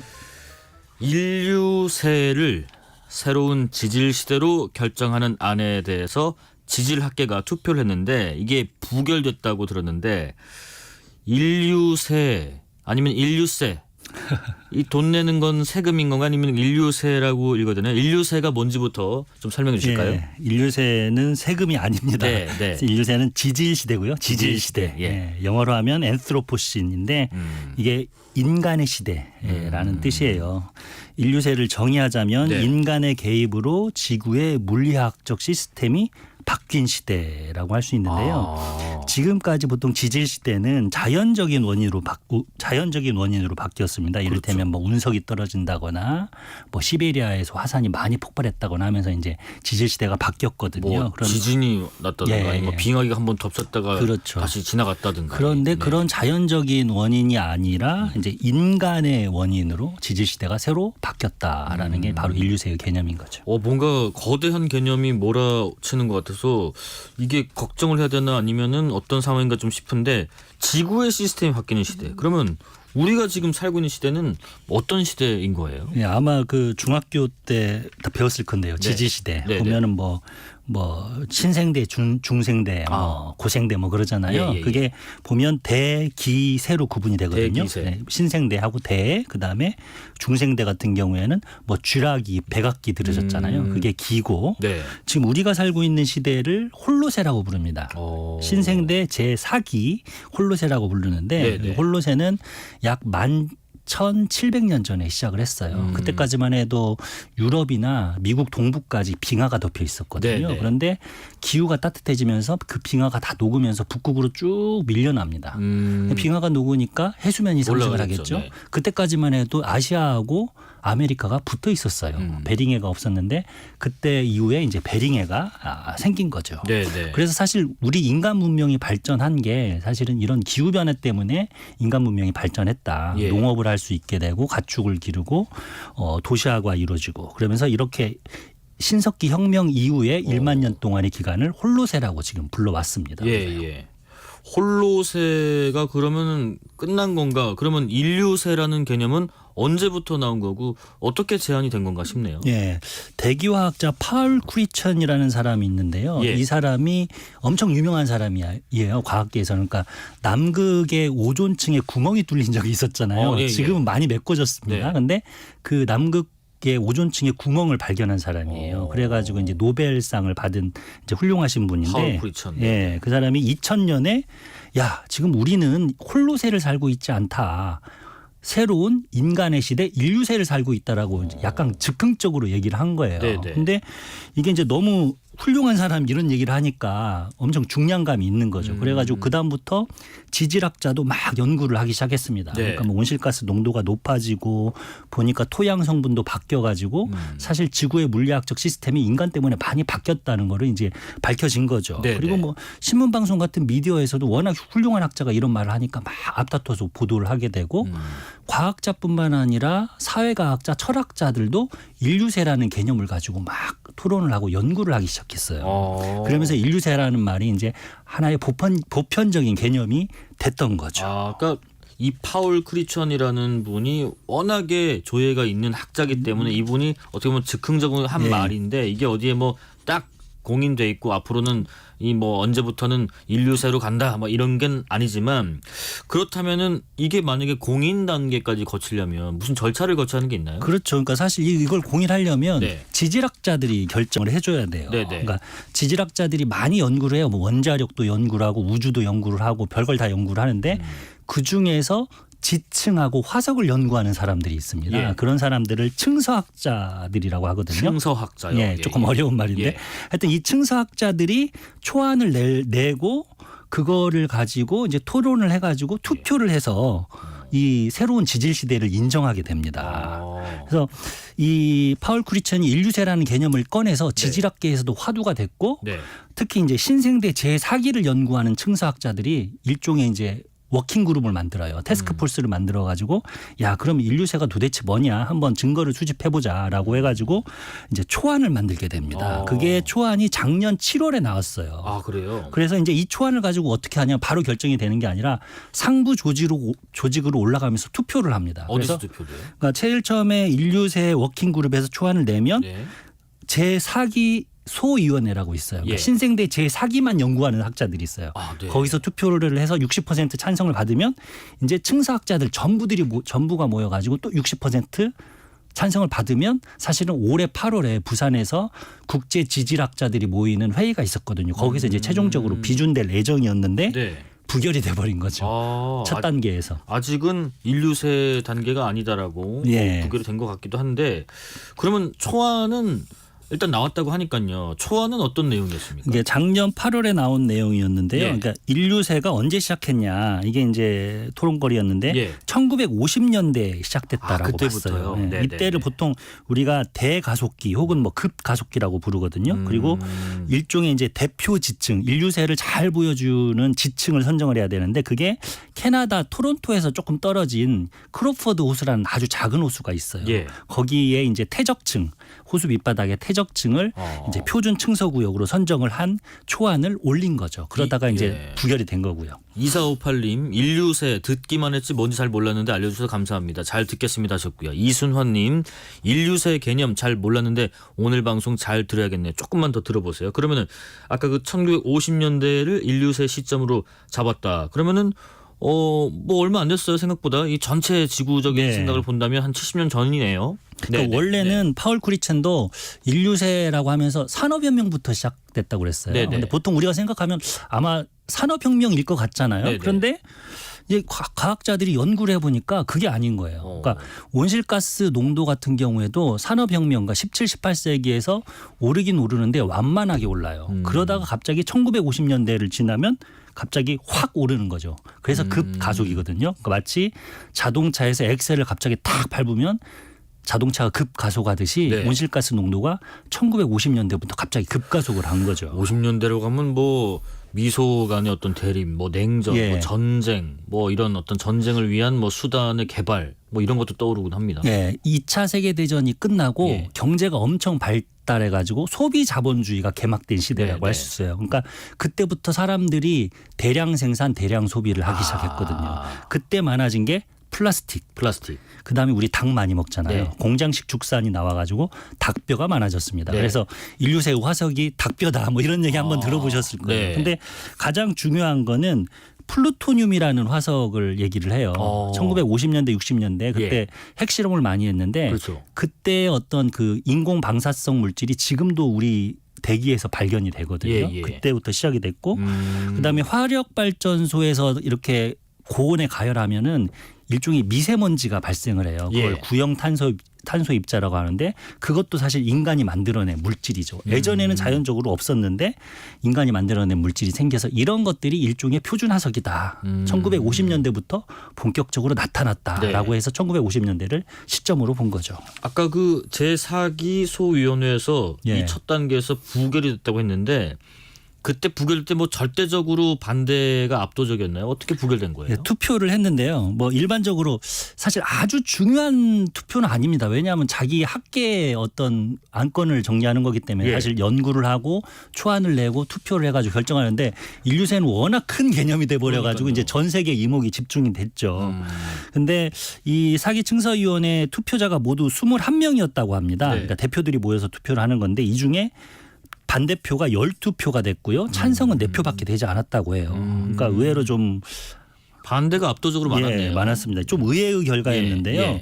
왜냐하면 인류세라는 개념이 이미 지질학계를 넘어서 인간에 의한 지구의 이기를 상징하는 단어로 이미 보편적으로 확산이 됐거든요. 그래서 지질학계가 이런 대세에 반하기는 좀 힘들 것이다라고 해서 이제 찬성을 점쳤었는데 의외로 가반수 이상의 반대를 통해서 첫 단계에서 그냥 부결이 돼버린 거죠. 근데 뭐 반대를 한 분들은 그 나름의 이유가 있었을 것 같아요. 아직은 인류세의 시점으로 보기 어렵다라는 혹시 뭐 그런 내용이 나중에 나온 게 있을까요? 사실 그 지질학계 전반에는 인류세라는 개념에 대해서 제일 처음 나왔을 때는 조금 거부감이 많았어요. 왜냐하면 우리 홀로세가 10,000년 전이고요. 그 다음에가 이제 플라이스토세인데 120만 년 250만 년 전이에요. 250만 그리고 전이요. 그다음이 플라이오세인데 530만 년 전이고. 근데 그렇게 몇백만 년 이 사람들은 뭐 수십억 년 이런 걸 하는 사람인데 불과 70년 전에 새로운 지질 시대가 시작돼. 이건 너무 성급한 거 아니야? 이런 거부감이 있었던 거죠. 그리고 뉴욕 타임즈가 이제 투표에 참가한 과학자 몇몇을 인터뷰를 했는데요. 그 중에 이제 과학자 말이 현재의 초안이 인류세 전체의 중요성을 좁히고 제한한다. 그러면서 농업이 시작된 신석기 혁명, 뭐 산업혁명 그리고 아메리카 식민지화 시기 같은 다른 시점에 대해서도 좀 검토를 했어야 됐다라는 말을 하기도 했었죠. 그럼 여기서 주로 따져보는 거는 시점이 언제냐 뭐 이게 중요한 부분인가요? 예, 보편적으로는 좀 인류세에 거부감이 있었다고 볼 수 있고요. 네. 이제 이 사기를 연구하는 사람들은 아무래도 인류세에 그래도 그 온정적인 사람들이거든요. 근데 시점에 대해서 조금 문제가 있었다고 본 것 같아요. 근데 다른 시점들, 그러니까 크게 4가지가 지금 제한이 돼 있어요. 예. 첫 번째는 신석기 혁명, 그리고 두 번째는 산업혁명, 세 번째는 아메리카 침범 시기, 그 다음에 이제 대가속기인데요. 이런 나머지 3가지 안에 대해서 좀 구체적인 연구를 하지 않고 대가속기만 연구해가지고 한 거 아니냐라고 얘기를 한 거죠. 사실 나머지 3가지 대안에서도 그 많은 과학자들이 사실 왜 이때가 시점이다라고 하면서 연구를 내긴 했거든요. 네네. 그러니까 이게 약간 시점을 논하고 또 그다음에 공인하기 위해서는 뭔가 이렇게 뚜렷하게. 그러니까 단순히 이제 시점만 논의할 것은 뭔가 뚜렷하게 증거랄지 예, 이런 예. 게 좀 증명돼야 된다. 뭐 그런 부분이 필요하다는 그렇죠. 말이죠. 그래서 사실 1950년대를 인류세의 시점으로 그 주장한 과학자들은 맞다. 인간의 영향이 신석기 혁명 때부터 있었지만 실제로 증거가 나온 거는 표준화석이 나온 거는 1950년대다. 네. 왜냐하면 그때 플루토늄도 나왔고 뭐 구형 탄소 입자도 나왔고 닭뼈도 나왔으니까. 그래서 우리는 층사학자니까 1950년대를 잡아야 된다고 했는데 네. 사실은 그런 말이 사실 통하지 않은 거죠. 이런 질문을 좀 가름하면서 들어볼게요. 그러면 인류세라는 것을 뭐 부결됐지만 논의 단계에서 공인이 됐을 때 그리고 부결됐을 때 이런 것들이 우리의 어떤 삶 그리고 앞으로의 미래에 어떤 영향이 있는 것인가 하는 궁금증이 좀 듭니다. 예. 예. 사실 뭐 이번에 인류세가 공인될 거라고 봤는데 네. 일단 부결이 됐기 때문에 다시 공인이 되려면 적어도 10년 이상 걸릴 거예요. 네. 이번 논의도 10년 정도 걸렸거든요. 근데 제가 조금 우려스러운 거는 이번에 인류세가 부결이 됐다는 거는 인간에 의해서 이렇게 환경이 많이 파괴됐다라는 그런 의견이 사실은 조금 부결된 것처럼 보일 수가 있거든요. 네네. 그래서 약간 세계 각국이 기후 대응이나 환경 대응을 할 때 좀 느슨한 신호로 받아들이지 않을까라는 좀 걱정이 있습니다. 그리고 뭐 좀 중요한 게 올해 11월에 예. 미국 대선이 있습니다. 그런데 지금 엊그저께 이제 공화당 후보로 도널드 트럼프 전 대통령이 이제 거의 확정이 됐는데요. 네네. 사실 이분은 파리 협정 탈퇴하겠다라고 계속 공언을 하고 있거든요. 그렇기 때문에 사실 그런 신호들과 합쳐져 가지고 좀 앞으로 기후 대응이나 환경 대응에 부정적인 영향을 끼치지 않을까라고 사람들이 좀 우려를 하고 있습니다. 그럴 수도 있겠네요. 아직 지구는 괜찮다. 뭐 예, 이런 그런 신호를 줄 수 있다는 신호를 거죠. 줄 수 있는 부분이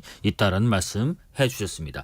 오늘 말씀 여기까지 듣겠습니다. 지금까지 남종영 환경 저널리스트였습니다. 고맙습니다. 네, 감사합니다.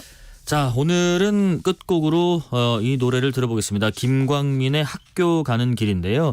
앞서 우리 코너에서도 우리 고창에서 올라오신 선생님 그리고 다문화 비중이 많아진 학교의 선생님과 말씀 나눠봤는데 저출생으로 또 고민하는 학교 이야기도 해봤고 또 앞으로 미래의 학교에 다닐 아이들을 위해서 기후위기 대응도 적극 고민해보자라는 취지에서 이 노래를 들어볼까 합니다. 오늘 뉴스레터 K는 여기까지입니다. 커피 쿠폰 받으실 분들은 뉴스레터 K 홈페이지를 확인해 주시고요. 오늘도 여러분과 함께 세상을 읽어봤습니다. 지금까지 뉴스레터 K KBS 김용준이었습니다. 고맙습니다.